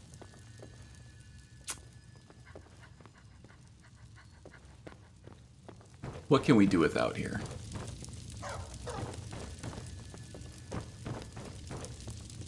Well, the hunter gear I haven't found. I do like the set quite a lot. The witch plate. I think I can get rid of the witch plate stuff, but J'zargo already sports that set, so let's put the wild hunt stuff on this one. Alright, there we go. Yeah, I have actually taken on Onmund and J'zargo for extensive... Oh, there's no spot for Aegis Bane? Really? That's a bit of a tough pill to swallow there. What about Zephyr? Yeah, I've taken on J'zargo and Onmund for some extended play time, and I kitted out J'zargo in the Witchplate stuff. Onmund has the Spellbinder Runic set.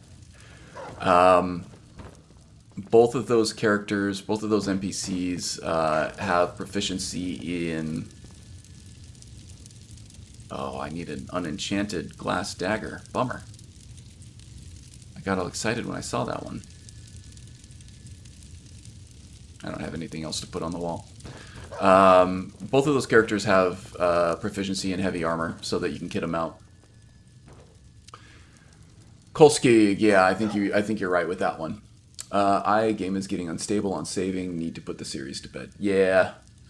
You got a hell of a run out of it, though, that's for sure. Kolskig. Really low weight on those things, too. Yeah, on the Drainblood stuff, the attack speed isn't quite what I'm getting out of the Viking battle axe, but yeah, it was a really good stopgag for whatever I was using before this. I think was the regular ancient Nordic battle axe up here, and what I'm using now is the Viking stuff. Let's see, there's a drop off here. I think I'm just going to put this unique stuff in there. There might still be a spot for these somewhere. I just don't want to spend all my stream time looking for where to display these things. Still here. So let's see, what time do we have? 2:29. I feel like we have at least enough time to make it to Rorikstead, and if we have to stay there the night before heading to Karthwasten, we can do that. Yeah, seems like it, right? Oh man, I don't know how far. I've got like something like 90 hours into Assassin's Creed Odyssey, and I still don't know how close I am to getting to the end of that game. I don't think I'm going to chase down all the different endings just because it takes so long to get through one playthrough of that game. I just kind of want to get the basic story beats, and then I'll just look on YouTube for the rest of the endings and sort of the canonical storyline for that. Because I just have such a massive backlog of games that I need to get to, and with at least so far in the year, there's not really a ton of compelling releases announced yet. Although there's a ton of speculation that Starfield will be released this year, which is super exciting if that is the case. That probably won't be until toward the end of the year, which Bethesda tends to, or BGS anyway, likes to do its releases then. So we might not see that game if it's released this year until, you know, probably around November.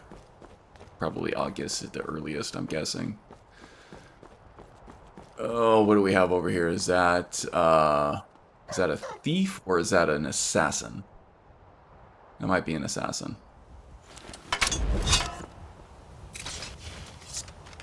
I've played it twice with both Cass and Alexios. We'll play it again with Cass at some point. Taking a break before I play Valhalla. Yeah. I think actually, if you're trying to play in chronological order as well, Odyssey comes first, and then Valhalla comes second. Alright. Is this hatch not going rogue here? The totems should take care of the rest of it. There we go. So yeah, I would like to play Valhalla. I know that it had a certain amount of issues. It was pretty buggy on release, as I guess all games are now. It's just how our games are released these days, I suppose. Although they fixed a lot of it, from what I've heard. So by the time I do get around to playing AC Valhalla, it should be in a pretty good shape, pretty good state, I would think. Really enjoying Phoenix. A cross between Zelda Breath of the Wild and AC Odyssey. Nice. Yeah, I think thematically it was a lot like Odyssey. Oh, it might be Origins before Valhalla. You might be right there. I kind of thought it was Valhalla next. Although, if you want to get the full story on everything going on, I think you just got to play in order of release. I think it was Loki from the Northern Kingdom's chat Discord that recommended playing them all in chronological order, which would put Odyssey first. And then either Origins and then Valhalla, or the other way around. But you're probably right.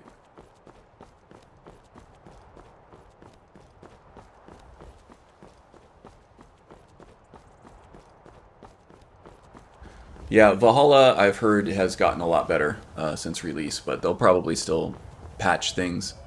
It's still only been a couple months. Valhalla got a lot of play because of the last delay of Cyberpunk. My minions are lagging. There are those two anyway.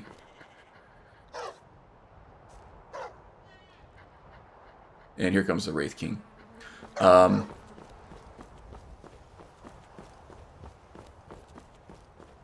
But yeah, I don't know how many more major patches Valhalla has coming out for it at this point. But like I said, I've heard that it is in a much better state now than it was when it released. Odyssey was pretty buggy too. That got fixed up. A lot of Assassin's Creed games were actually very buggy. I think Unity was the big one that was just a mess when it came out, but they pretty much completely fixed that game, which is good. So yeah, I'm looking forward to playing that. But like you, I'm gonna have to take a big Assassin's Creed break before I pick that one up. Those games are big. They take a lot of time to play, and that's a lot of different games that I could play instead to get through my backlog, you know?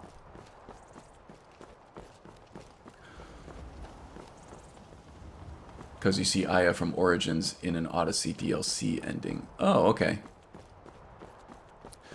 Yeah, you're probably right on that. I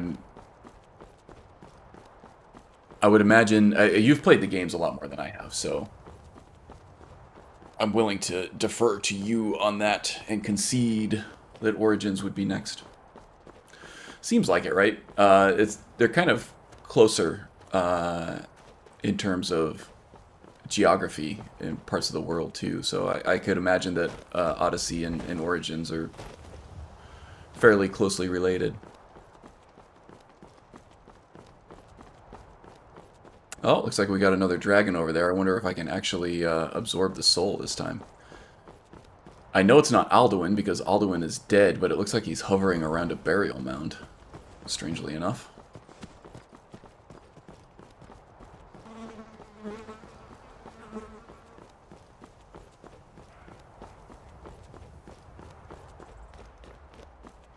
Backlog? What backlog? Yeah, this was going to be the year of the backlog for me, but in order to address that, I got to get through this character concept first.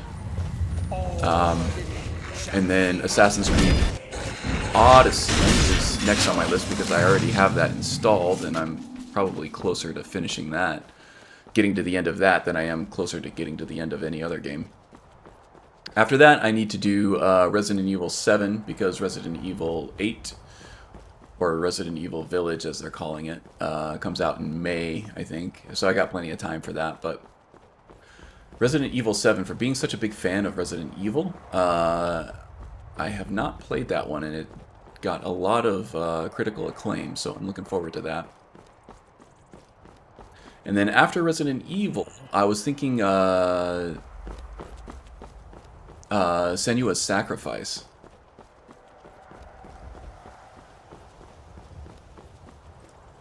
Especially now that Brungarr here put the shaman taste in my mouth. I'm looking forward to seeing what a shaman-specific game would have to offer. And if I ever do pick up this character again, I would use the Senua character. Probably as inspiration for, you know, roleplay, gameplay changes, things like that. This guy really does not want to... Oh yeah, definitely for sure gonna wear headphones. There's also a VR version of that game. I'll probably play it on a flat screen first. Well, actually, I'm running a curved monitor these days, so I can't even call it a flat screen, but... non-VR, traditional gameplay. But it looked like I triggered his aggression, and then he just went away. Hello? There he is. Oh, it's a named dragon, too, so I must have missed him the first time around here. I didn't see him at all on my way to Cloud Ruler Temple.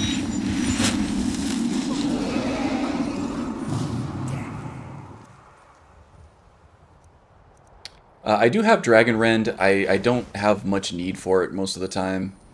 The totems draw a lot of aggro from the dragon, so it takes the heat off of me, both figuratively and literally. Spirit Storm, the spell that I'm casting in my right hand here, is very powerful as well. Oh, it's blasting me now, but I have plenty of resistance these days, so...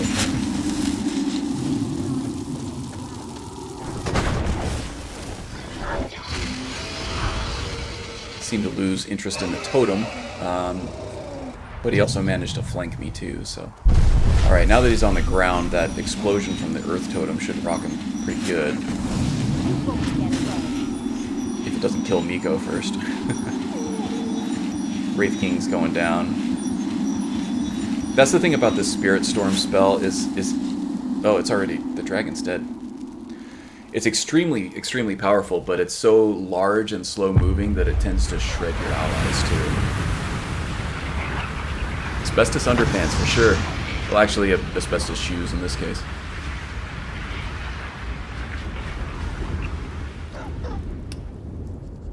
Senua is great. Wear headphones? Yeah. Got a bit lost in it, so I haven't finished it yet. Maybe I should head for Helgen. Yeah.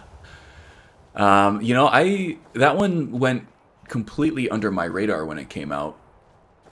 I know very little about it except for, you know, the whole headphones thing and the voices and stuff that you hear as Senua. I don't really even know how the gameplay works. Like, I think it's kind of like a third-person adventure game. I don't know if it's open world or not.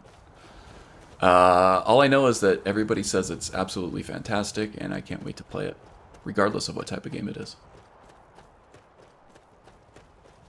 And then the new one was announced. I think it's an Xbox exclusive, although it might come to PC through Game Pass or the Microsoft Store or something like that. I kind of want to get through Senua's Sacrifice before that comes out, because I would like to play that as well. What time is this? 4 o'clock. I could make it to Karthwasten, but there is no inn in Karthwasten. So maybe I'll just bunk up here for the night, I think. There are paths you have to follow, so not quite open world. Okay. So probably more like a Tomb Raider type situation then, where you have like different areas to explore, but it's not truly open world. That's what I'm guessing.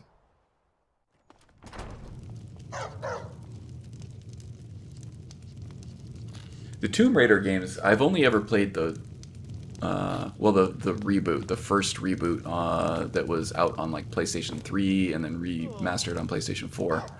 I haven't played Shadow of the Tomb Raider, or I think it's the latest one, or the one before that. But I'm looking forward to getting back into those as well. If you need a meal or room, those are on my backlog as well. Sure thing. It's yours for a day.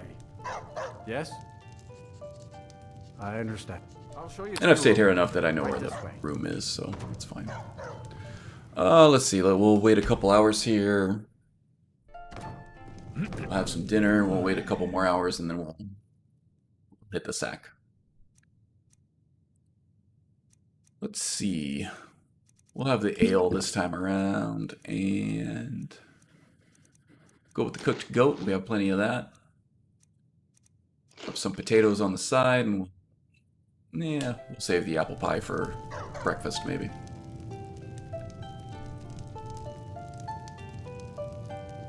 The third was the worst of the three. That's was that Shadow of the Tomb Raider? I thought Shadow of the Tomb Raider was the last one. Or are you talking about the original PlayStation 1 trilogy?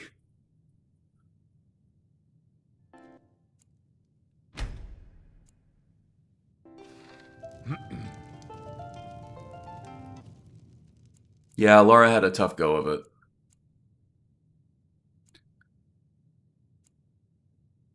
But it is admirable just how strong and resilient she is. Not to lose herself through all that. Do you remember off the top of your head what the second one was called? I remember Shadow of the Tomb Raider. The other one was just Tomb Raider or Lara Croft Tomb Raider or something like that. And I've drawn a blank on what the second one was. Okay, we're gonna have that apple pie for breakfast. We are quite thirsty here too.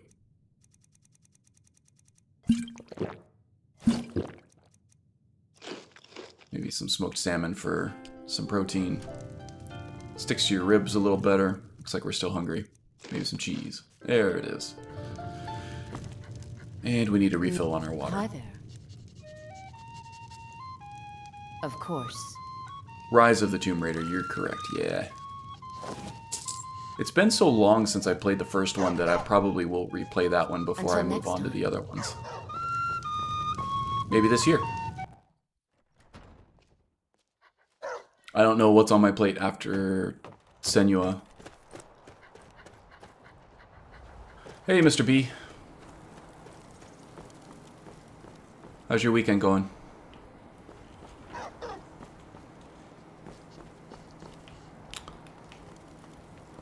Our Wraith King here is the only ghost we know with a collision box here, and he likes to stand in doorways and stuff, so there's that.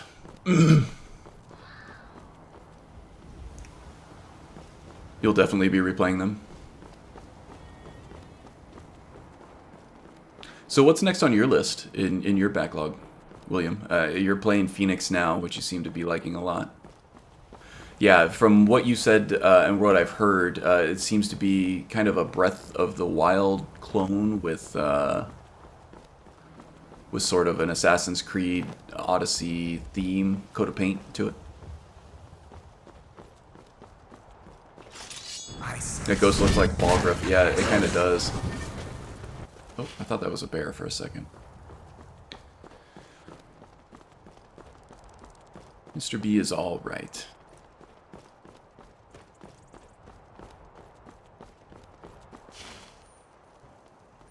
Looks like these bandits have respawned, so let's keep them busy with a totem right there while we take out the sniper with some spirit storm over here. And as you can see, that just completely shreds people. I am playing on legendary difficulty.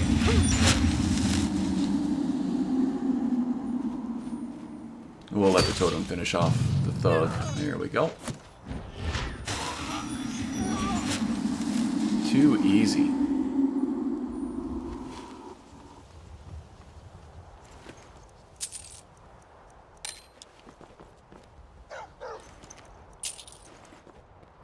Still looking for glass daggers. Gems are always useful for the worshipper of the animal gods, as we are.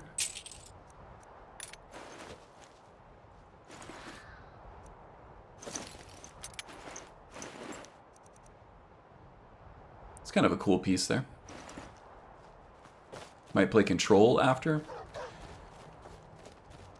Yeah, I've been wanting to play Control. I've heard it's a great game on its own, but since getting the new GPU, the RTX 3080 here, I've been looking for ray tracing showcases. The best ray tracing game that I've played thus far, in terms of visuals, is Cyberpunk. But even after the last major hotfix release, or update anyway, the game still has some pretty fundamental issues. They're taking care of a lot of the bugs, but things like there's a lot of the perks that just are not working properly.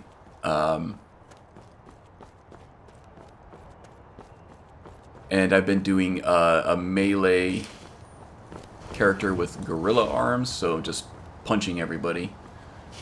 A lot of the perks in the unarmed / blunt weapons are just not working properly. So I'm kind of waiting for a fix on that.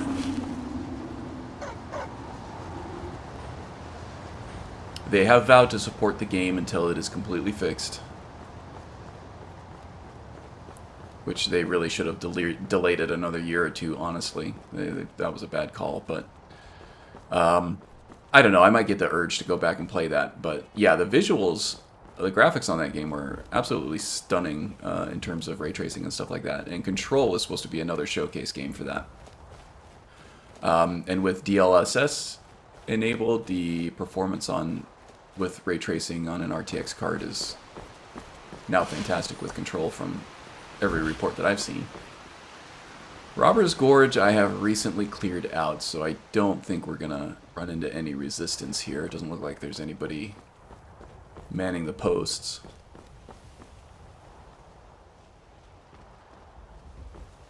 Just cleaning up my load order a little bit and adding more armor. Of course, you can never have enough weapons and armor.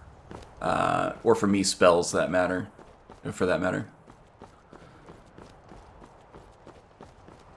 I just always feel like I like to do random rolls when I start Skyrim playthroughs if I don't already have something very specific in mind that I want to try out.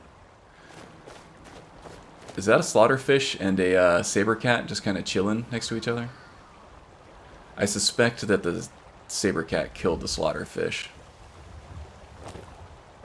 Alright, we're not going to mess with them too much.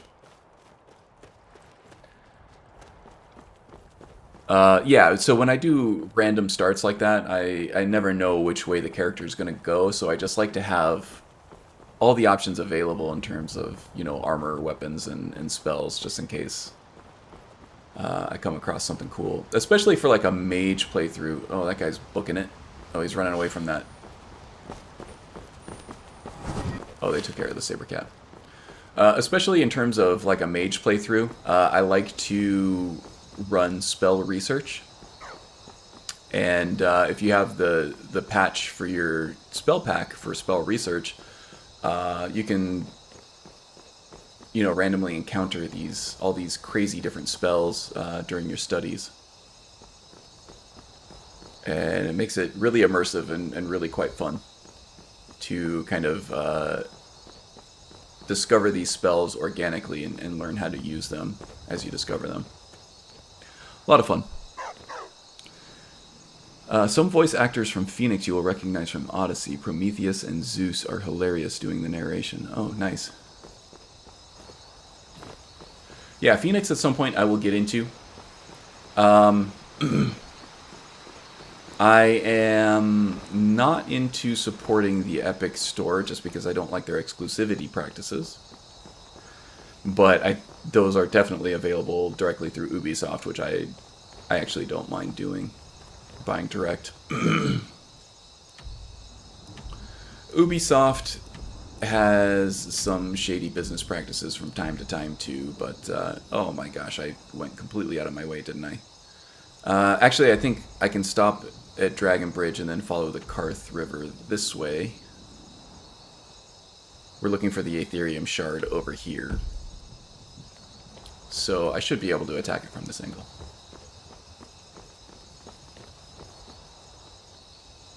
The GOG Galaxy interface crashes on my system after about a minute. Can launch games but need to update from the game's own storefront. Might be due to the recent NVIDIA update. Could be. I've been playing a little bit of a shmup called Crimson Clover. And I've been getting this weird issue where the game is capped at 57 frames per second since the latest NVIDIA update.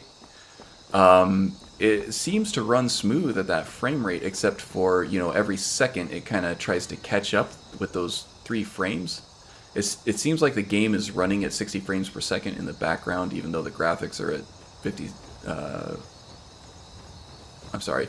The game is running at 60 frames per second, even though the graphics are running at 57. So it seems like there's a hitch every second where it's trying to catch up with that 3 frames, and it's really annoying. But also, if that game detects that you're running a frame rate other than 50 or other than 60, in this case 57, it won't record your high scores because it thinks you're cheating. So I got to go through the settings and see if I can force it at 60 frames per second through the NVIDIA control panel. Love being a mage, but not a fan of Apocalypse. Yeah, for me, Apocalypse in general isn't my favorite pack, but there are certain spells from it that I absolutely adore. Okado's Recital being one of those utility spells that is absolutely necessary, and I feel like Anai takes into account Okado's Recital for other spells that he designs, especially in Triumvirate. There are a certain amount of shaman spells that just beg to be hooked up to Okado's Recital. One of my favorite, if not my favorite, spell from Apocalypse is Ghost Walk, just because of the cool crap that you can do with it in terms of, you know, other things that trigger spells. Awesome for a stealth character. But other than that, like his basic level ranged spells, his destruction spells and stuff like that, they don't really do it for me. There are other mods that do it better, in my opinion.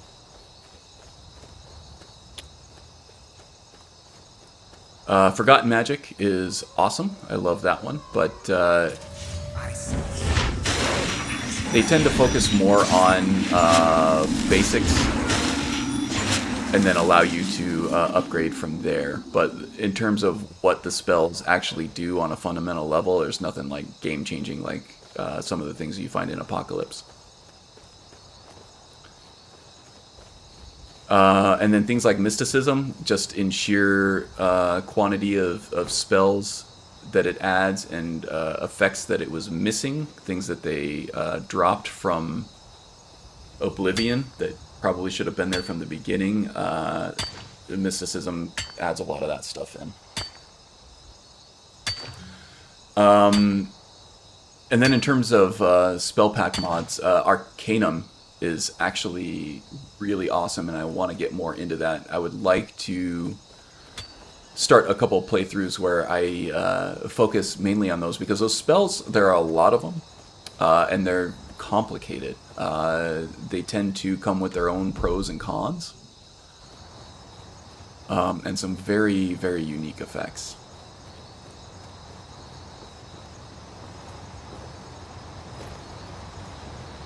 And that one also has a spell research patch, so that you can discover those through your studies as well.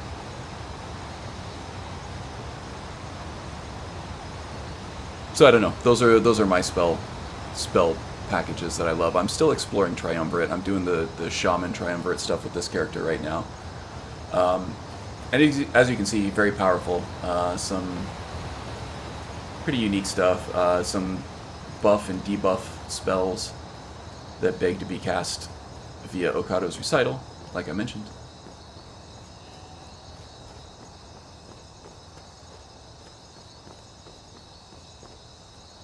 So I don't know, Mr. B, what are the spell packages that you do like?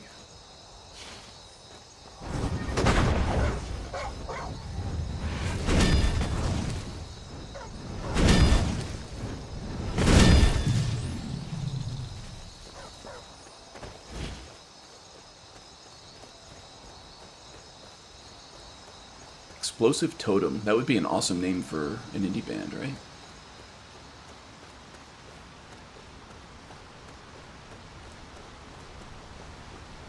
Okay, this looks promising. This is a Dwarven Ruin. And we have a dragon. Where is he? There he is. Just a regular dragon. We've been fighting elder dragons and stuff like that, so this guy should be a walk in the park, I think.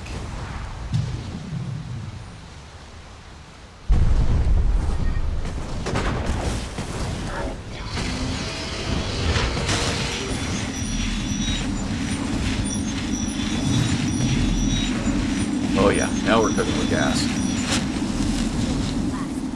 Or cooking with spirit energy, as the case may be.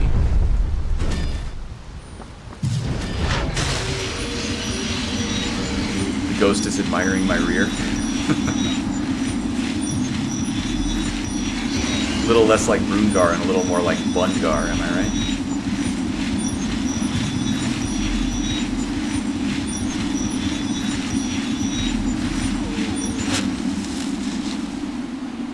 Shredded.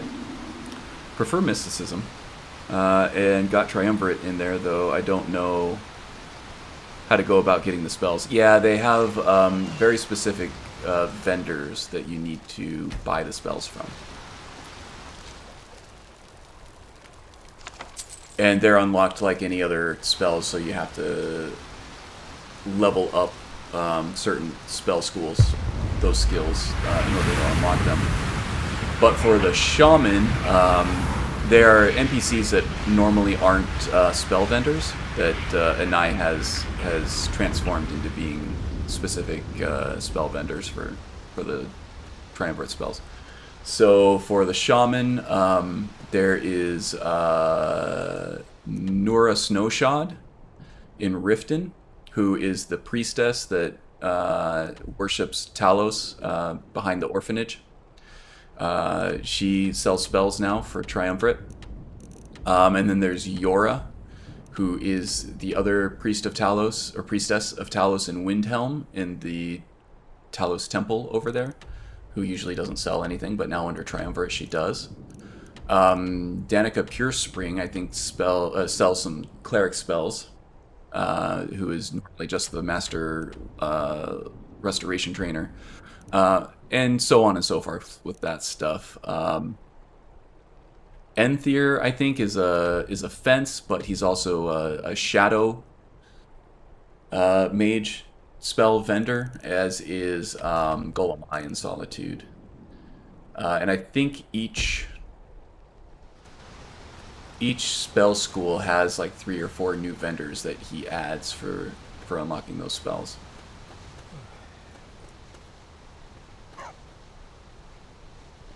Simpa, good to see you, friend. Sorry, very late. We were watching the last Hobbit movie. Yeah. The Hobbit movies. I have mixed feelings about those movies. I love The Lord of the Rings a lot. The Hobbit movies, I think they just seemed so inflated with filler to match the same epic scale of the Lord of the Rings movies, that there was a lot that just was not really going on for hours on end. I think I need to go a little bit farther east, or I'm sorry, west. I don't think the Ethereum shard is over here. We're tracking down the final piece of Ethereum for Katria's quest here. Tell me about it. The first one starts off perfectly, then it's all downhill. Yeah. I'm right behind you. And then there's the extended, like, director's cuts versions of those that even add more filler.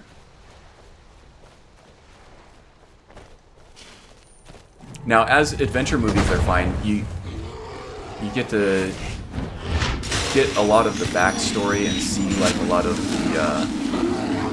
the places that maybe you didn't get to see in the original trilogy, the Lord of the Rings stuff. And, like, things like where Gandalf found Glamdring and where Bilbo found Sting and stuff like that. That stuff was really cool. I liked that. It just... we didn't need so much song and dance in it, right?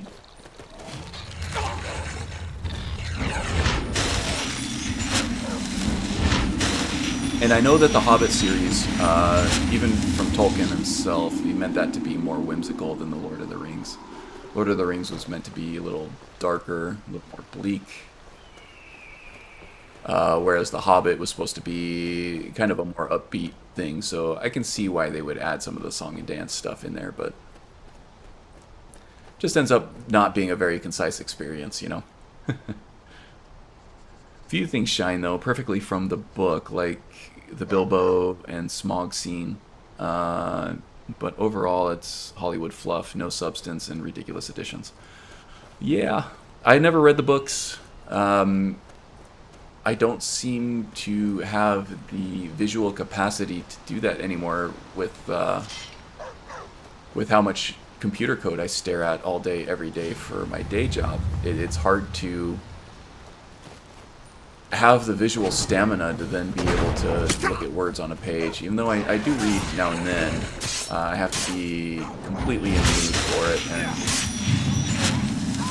not have had a busy day at work that day, you know. or just focus on it over the weekend.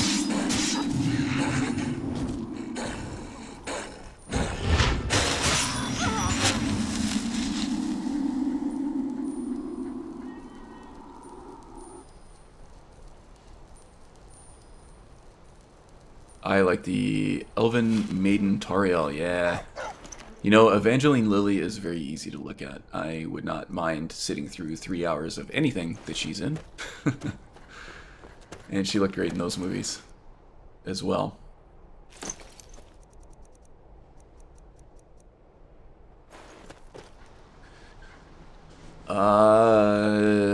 Yeah. The Hobbit is a child's story. Pretty much. Simpa says exactly. Now I love female protagonists and Evangeline Lilly, but she and Legolas had place in the Bilbo along with Thranduil. Yeah.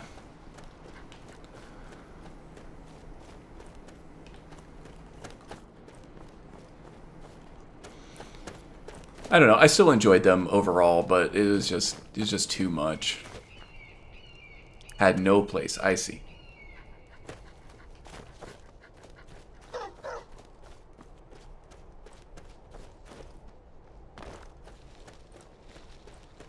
Yeah, like I said, I haven't read the book, so I don't know how true to the books the movies are. Evangeline Lilly was probably one of the main things that made those movies more watchable for me, so I would rather have her in it than not in it. Yeah, they're still enjoyable as adventure action. Luke Evans is great as Bard. Yeah. Casting overall is spot on. I would agree with that.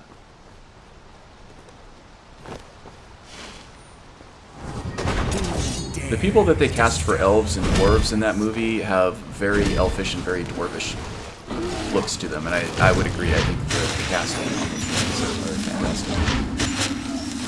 On both trilogies. I don't need any of that.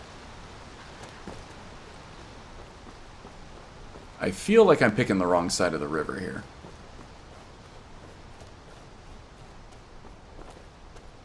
Yeah, I'm gonna cross again.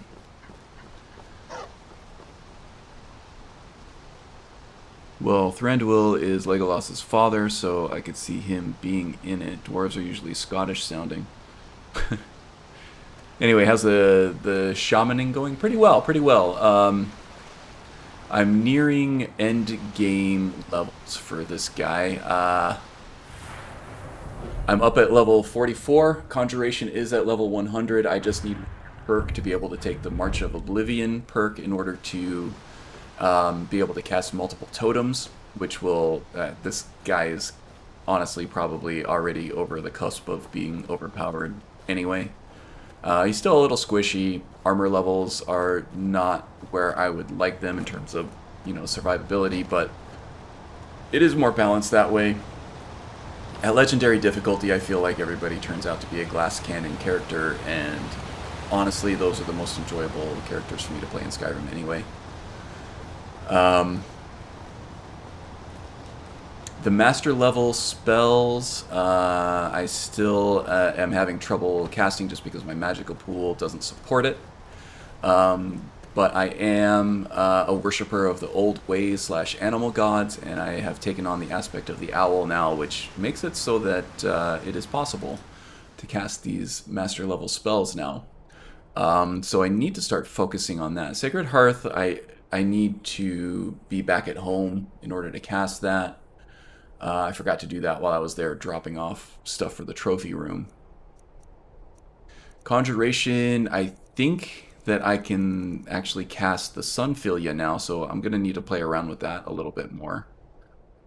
And then the Shield of Awe is the Restoration Master level spell from Triumvirate, the Shaman tree anyway. That pretty much wipes out my entire magicka pool, but really debuffs anybody within the area of effect on that.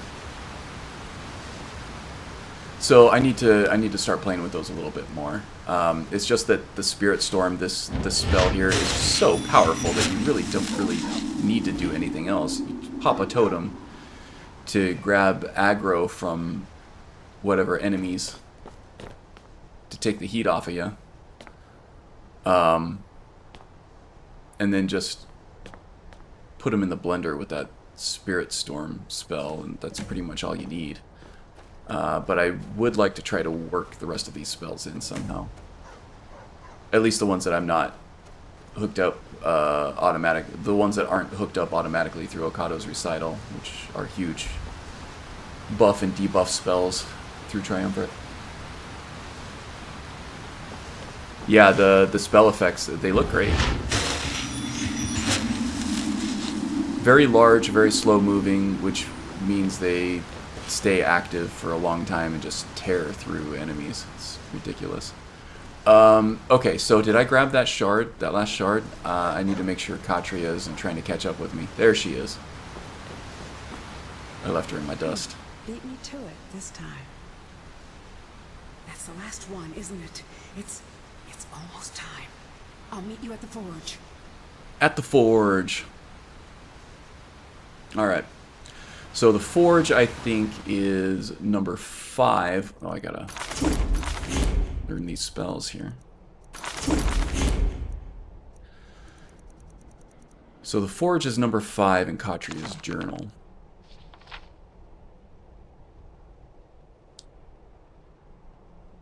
Which is all the way back in the Rift.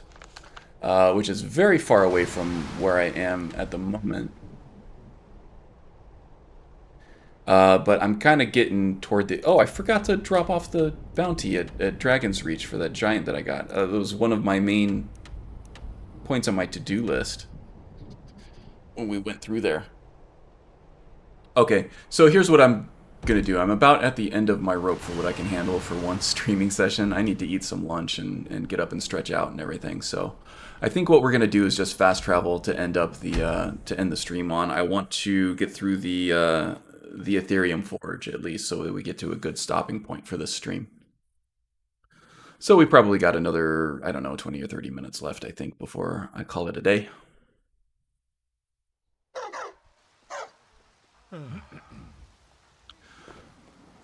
Oh, and now Brungar's feeling like I'm feeling. I don't know why he's moderately fatigued already. I wonder if that has something to do with being a werewolf. We are hungry a bit. Pretty thirsty. We'll have some mead and some water, even though it is not even noon yet. That's alright, Brungarr can handle it.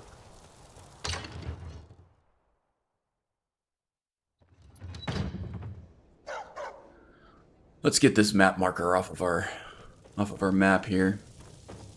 Stop driving me crazy. I serve Jarl Balgruuf as steward. Oh, it wasn't a giant bounty. It was Excellent. just You've done us a a bandit great bounty, service. so it's not even as Here is your valuable. reward. 940 gold, that's alright. Alright, I need to take a second to take this hoodie off. I am cooking right now.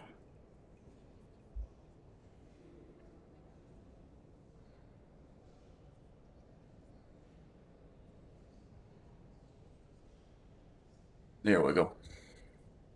I'm back. Alright, let's go see if we can activate this forge without dying 17 times. The Atronach Forge is quite difficult. Luckily, we've already cleared out Bethalft. I hope it hasn't respawned. Not that we can't handle the bandits here, it's just that fast traveling right into the thick of a horde of bandits is not the wisest thing to do. But it looks like we haven't spawned in already aggroed.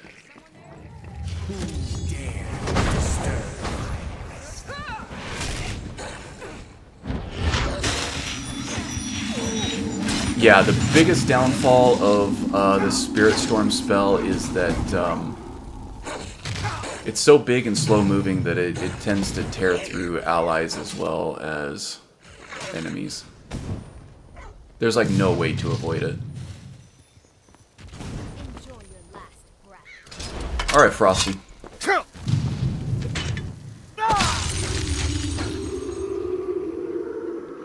And I have this spirit fire spell that has like this pyre of spirit energy that is stationary.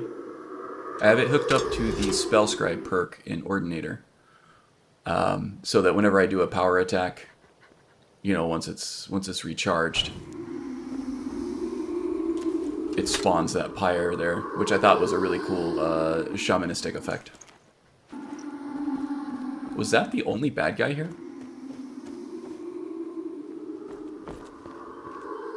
You made it, and you brought the shards. Yes, I have them. What now? Look at the device here. The gear in the center is just about the right size.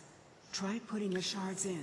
There is AFT adds friendly, disables friendly fire as well by default, but I don't think it affects things like conjured minions and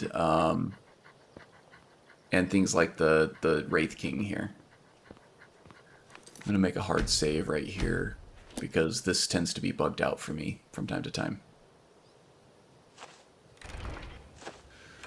So I don't know if the Black Book stuff does minions as well. It's definitely worth checking out. And things like the conjured drums that follow you, I think would go really well with this character.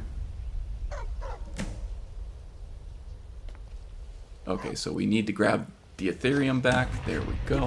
Hurry.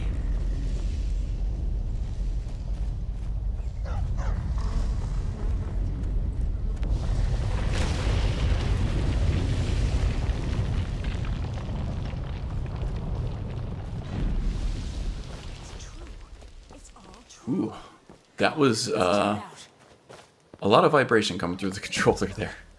That's another advantage you have of using analog controls through like an Xbox controller on this game, along with, you know, just being able to walk and run dynamically whenever you want. Smooth movement for your viewers. It tends to be a little less chaotic as mouse movements. But also you get the force feedback, which is a nice touch.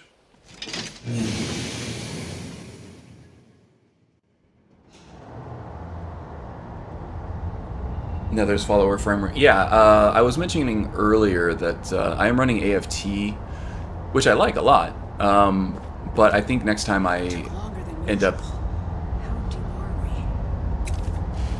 reinstalling Skyrim and redoing my load order, which, you know, it's been years at this point that I've been using the same base load order. I got a few different profiles with some different mods enabled and disabled on them. But next time I do a restructuring, I'll probably go with Nether's. It's more feature rich. It tends to be less buggy.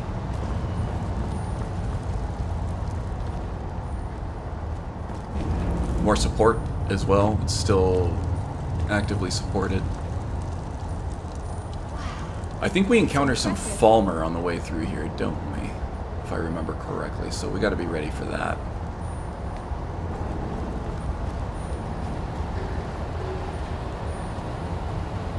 Some red stone there, that's ominous.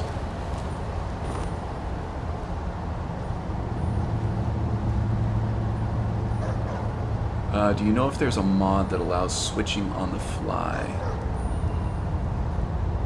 Switching what? Oh, friendly fire? Now that I've got a controller... Oh, Skyrim handles that on its own. I can turn off my controller for Skyrim and it switches back to keyboard and mouse. If I turn on the controller, it switches back to controller. The thing is, you got to be careful about the hotkey mods that you're using for controller. There are a lot of them out there that expand the number of hotkeys available through a controller, and they tend not to play nicely with vanilla keyboard key bindings. So if you want to go that route, those mods probably will not be on the table for you. But there is another mod called I Equip, which adds in-game inventory management, like on screen, so you don't have to go into your inventory screen. A system similar to like Dark Souls, where you can use your just repeated presses of the directional buttons to cycle through a queue that you have set up for that button, which tends to work really, really well. Of course, then you have to cycle through the queue for that button in order to get what you want, whereas a hotkey you can get immediately to whatever you have hotkeyed there. But those are options. But yeah, Skyrim on its own handles on-the-fly switching.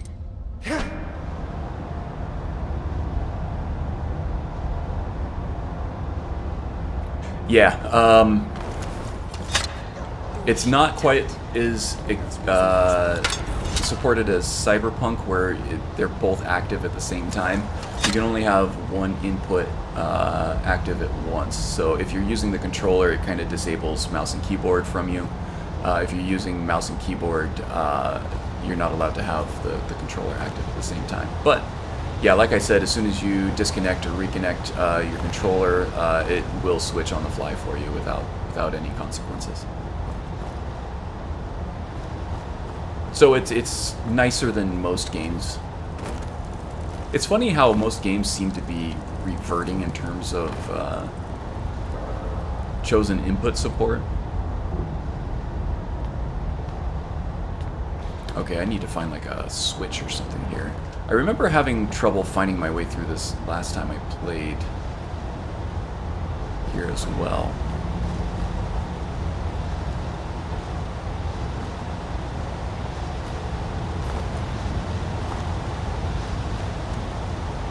Oh, there's a lot of ore over here. Definitely taking that. Well, they got it right in certain regards. Have they introduced customized key bindings yet? For different controls? I mean, it's nice that they let you use both the keyboard and the controller at the same time. But if they don't let you rebind your keys on your keyboard, yeah, I don't think so. They did just drop a huge update, but it seems to be mostly bug fixes. Man, they buried themselves deep in a hole for this.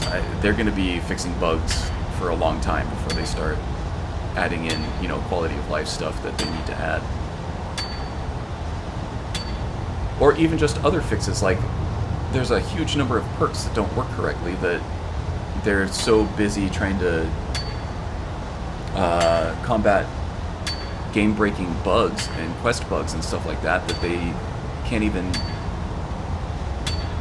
address bugs in their own leveling and perk systems.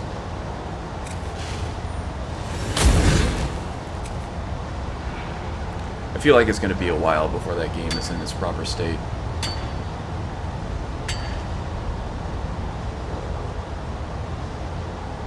Yeah, for sure.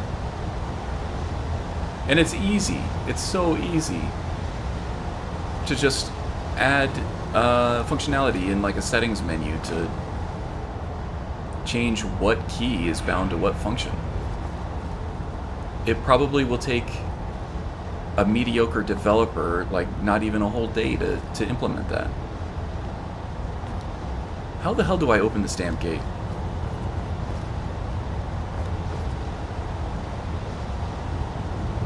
I seem to remember that there's like a semi-hidden lever here somewhere. Always frustrates the hell out of me that I can't find this thing. That and the mini-map zoom, yeah, it's too close. The scope of that mini-map is just too small, too zoomed in. You drive right past your turn as soon as it appears on the mini-map. There's like no chance.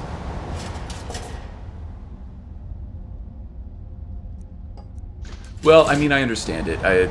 project managers and producers are more concerned with making the game look pretty and adding in features that they can sell than something as basic and mundane and quote-unquote boring as having their developers spend time on input key bindings. So it gets deprioritized. It's not sexy enough for the marketers that are in charge of basically everything these days. What I would like to do is see a game for once, a game studio use proper software engineering methodologies in terms of continuous integration and continuous deployment and automated testing that, you know, the rest of the productivity software world has started to adopt. Game development, a lot of the times they're on the cutting edge of graphics technology, but in terms of methodology, they are way, way behind everything else. And I can't even cast a light spell until I'm on solid ground here. I'm not even totally on solid ground right now. There we go. So I'm finding all the hidden stuff when I'm completely missing the obvious switch that I need to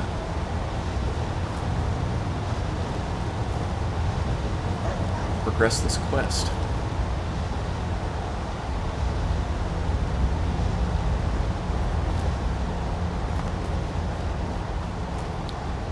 Yeah, Simpa, so there are methodologies in product development that, you know, you start small and you get your product working in a very limited feature set, and you make sure it's rock solid. And then, at that point, if you limit the feature set to be something super small, then at whatever point you decide to release your game, it's going to release in a good state, in a complete state for that scope. It might have an extremely limited feature set, but at least it's going to work, and it's going to be a quality experience. From there, you want to have automated tests set up so that every time you compile the code to get to a playable state of the game, that these automated tests will run, and you know right away whether or not at least any known issues are broken. Now you're going to find defects and bugs and stuff from that point on, but what you do is before you actually fix the defect or the bug, you create an automated test that catch that specific bug in your automated test suite, so that if that issue ever pops up again, you're going to know right away that that thing got broken. And then once you have the test written for it, then you can go and fix the issue. That is called test-driven development, and it's probably the best methodology that software engineering has provided to software developers in terms of creating quality releases. The other part of that is having a very quick and automated process around every time a developer makes a code change, that it makes sure right away, immediately and automatically, that it gets compiled, that all of your automated tests are run against it as quickly as possible, so that the developer knows as quickly as possible if that change broke anything. Oh, duh, here we go. Alright. And it's a very simple concept, but as long as you start with a small scope and you have everything running and you get everything working and you have these automated tests set up from the get-go, you can release early, you can release late, and therefore, you know, your feature set is either limited or expanded based on when you want to release your game. But it's always going to be high quality. Now, things like open world games are extremely complicated to test at all, but more specifically in an automated environment. But there are ways to do it. It just takes a little bit more doing. The problem is all these game studios are run at the top level and top level down by, you know, marketers and managers, people who aren't engineers that understand these concepts, and they don't really understand the value that these concepts provide. They would rather have their engineers spending their time working on that sexy new feature, that new gameplay feature. They're trying to get their developers to make sure that the katanas feel better in the game, or that ray tracing looks better, or they're going to add a new quest or something like that that the players can go on. They want their developers spending time on stuff that they can sell, other than as opposed to stuff that actually works. You know, we are at the Aetherium Forge right now, William. So that goes back to the whole engineer versus marketer conflict that's been in the software industry for ever and ever.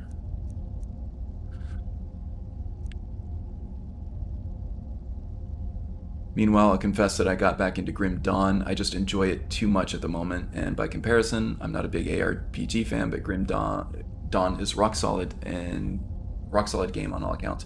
Yeah. Usually the smaller releases like that are usually run by a team of engineers that didn't like how the marketers were running their bigger company. So they split off and they do things the right way, and then you get these smaller releases that work really, really well, maybe with limited feature sets, but are always a quality experience. Even if they're more limited in terms of scope, which indie games usually are.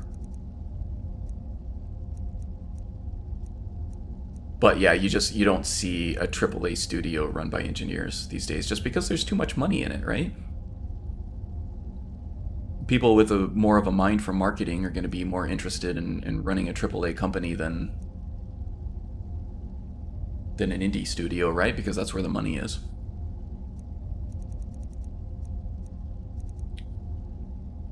Oh, let's see. You sound a bit bitter now. I approve. Yeah, for sure. Well, I mean, I've lived it for so long.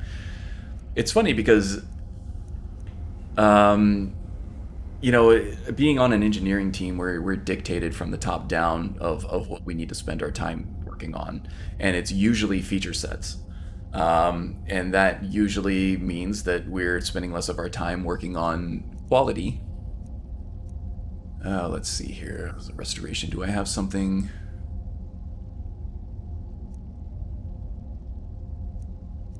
That I can use for this? We spend less time working on things that are quality, and then, you know, we have a release, and then all of our customers are complaining about how terrible quality and how many bugs and everything that they're having, and this feature doesn't work, this feature doesn't work, and then as shit often does, it rolls downhill, and then we get blamed for the quality issues as well, even though, you know, we wanted to focus on quality from the beginning instead of, you know, 3 new features with this release that nobody's going to use anyway. Oh, yeah, so maybe I am a little bitter, but it happens. Let's just go with Firebolt, I guess. I don't have a bow or anything that I can use to trigger these mechanisms. Something like a restoration or a conjuration spell would work better because they cost less for me to cast. And that might get me through enough of it, though.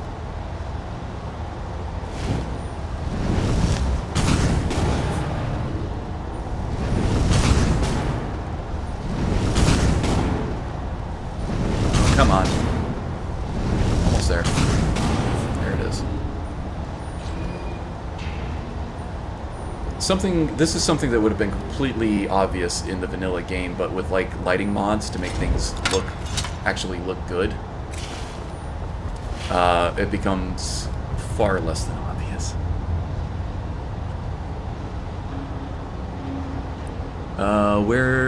CDPR, if they knew about it, threw that methodology out the window.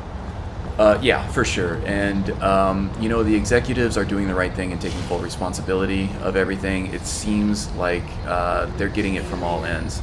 They're getting a lot of grief from their engineers now, too, because there is a lot of I told you so going on from the engineering team, which rightfully so. It's like, you know what, we told you this was going to be terrible, you should have listened to us. And they're like, okay, you know what, you're right.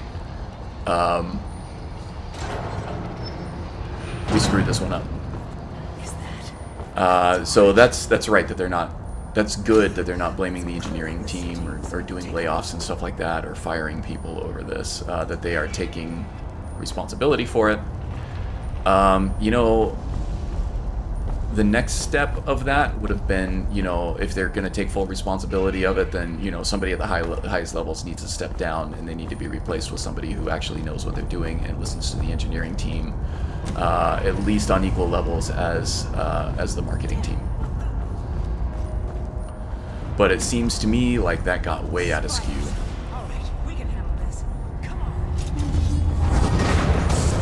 And that's what happened there.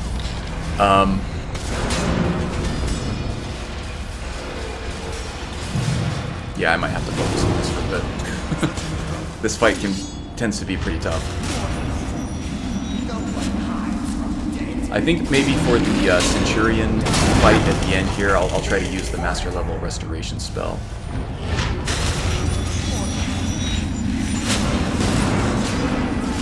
I should actually take the opportunity to use the Sunfilia here too, before things get too crazy. Let's give that a shot. Summon Sunfilia. I don't have the magicka for this. Like 262. I was at 292 before. Oh, it's because I'm tired. Bummer. I'm not gonna have the magical pools for the master level stuff just yet.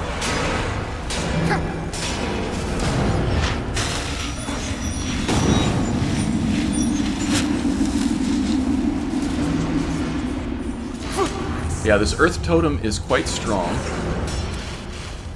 It only fires every 7 seconds, but its effect is quite powerful. Causes a stagger, causes a lot of damage. Shredding Mikko along with the sphere there. Looks like Berlina's casting an Avenging Wraith, which is great. Good choice for this. As enemies get powerful, so will that. And now we're getting into the Centurions, right? Yep, there he is. The Forge Master.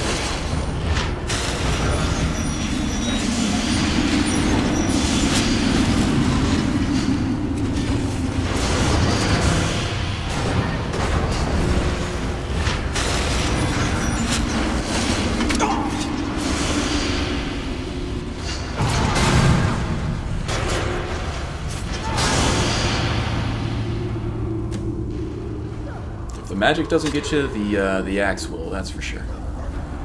Alright. This wasn't as difficult as I feared it might be. We actually did it! There's only one thing left to do. We have to prove this actually works. That project engineers. Yeah, I don't know what that is either. There are project managers, which I know what they do. They pretty much just, you know, keep track of progress.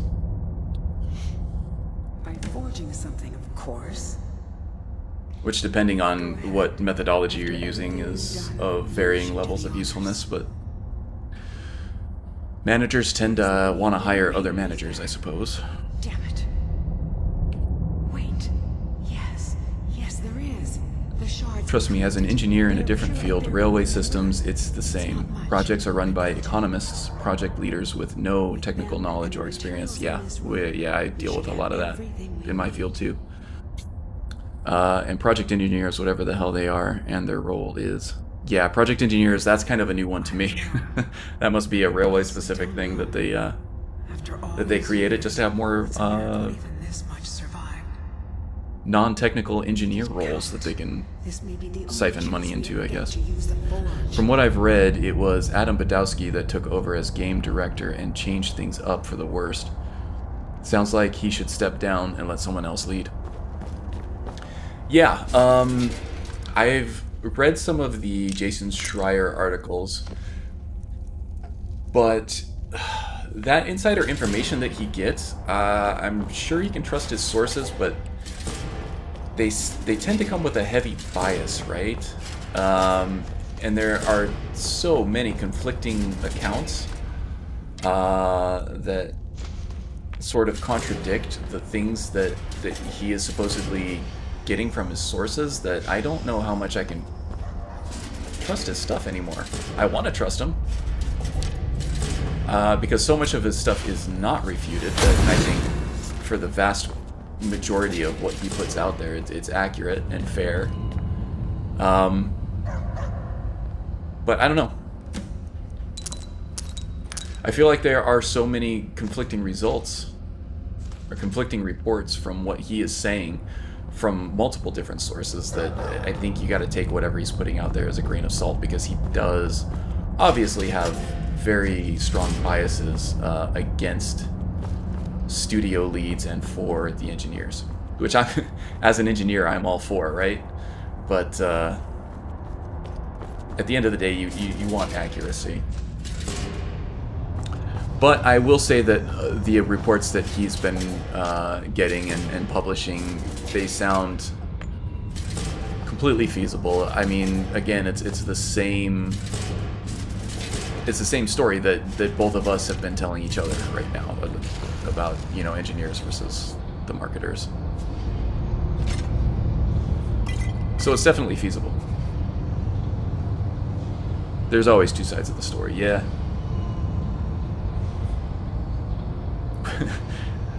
Swedish thing, we love you some bureaucracy, yeah.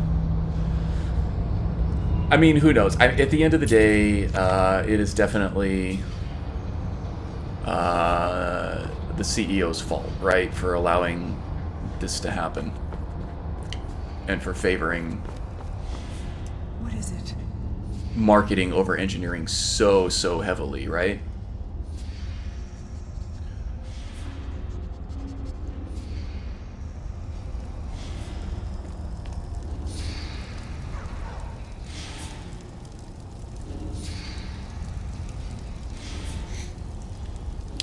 I need more dwarven metal ingots.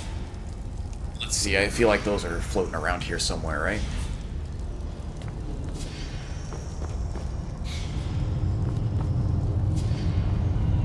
So there's Adam Badowski, and there's a co-CEO, I think, right?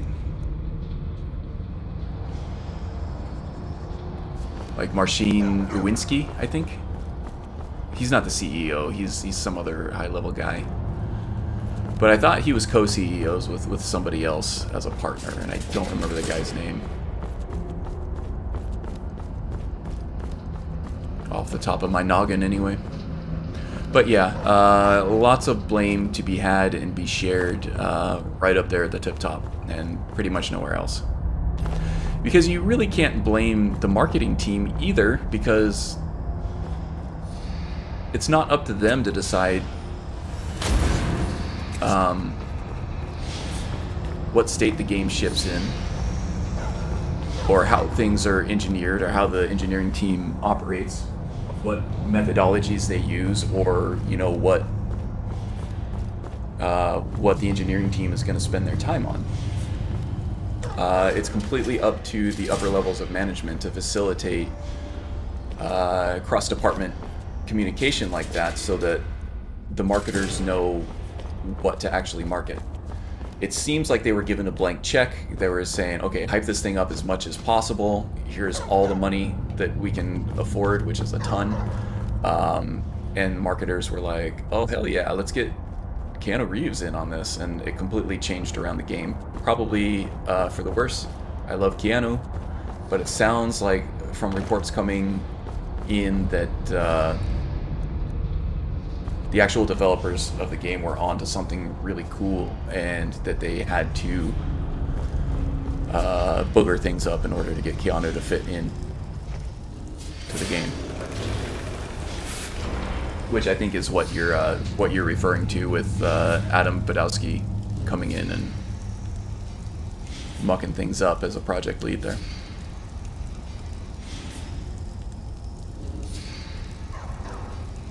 Yeah, I do. I enjoy this too. It seems mostly, once you find your way to the forge itself, it's mostly just one big boss fight, which I actually don't mind at all.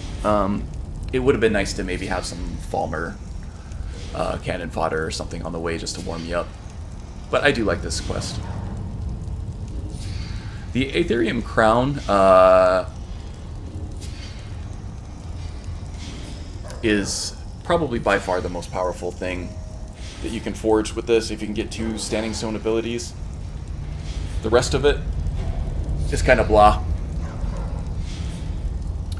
This is kind of an interesting effect too, the ethereal effect when you bash them with a shield. Brungarr doesn't use shields, so we don't need that. We need some refined malachite too that we don't have. But I think since we have mages with us a lot and they tend to use staves, this is simple enough to just, you know, summon a dwarven spider that it will actually be useful for a mage follower. Staff. It's everything I could have hoped for. Martine... It's done. I thought it was Marcin. Owinski is a co-founder. Okay, so maybe not co-CEOs, but founder. He shares some of the blame as well.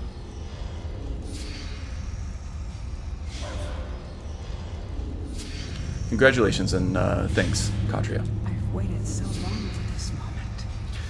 Yeah, so allowing Katria to be put to rest and let go of her unfinished business here on this plane is something that an altruistic shaman would do. He would be able to commune with the spirits as shamans do.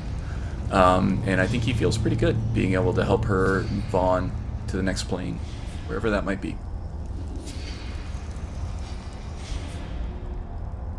Oh, you Googled it? You're not that in the know with CD Projekt Red politics there.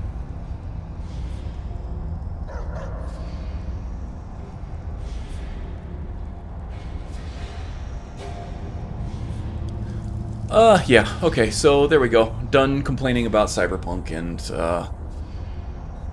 the job of and plight of a software engineer in general.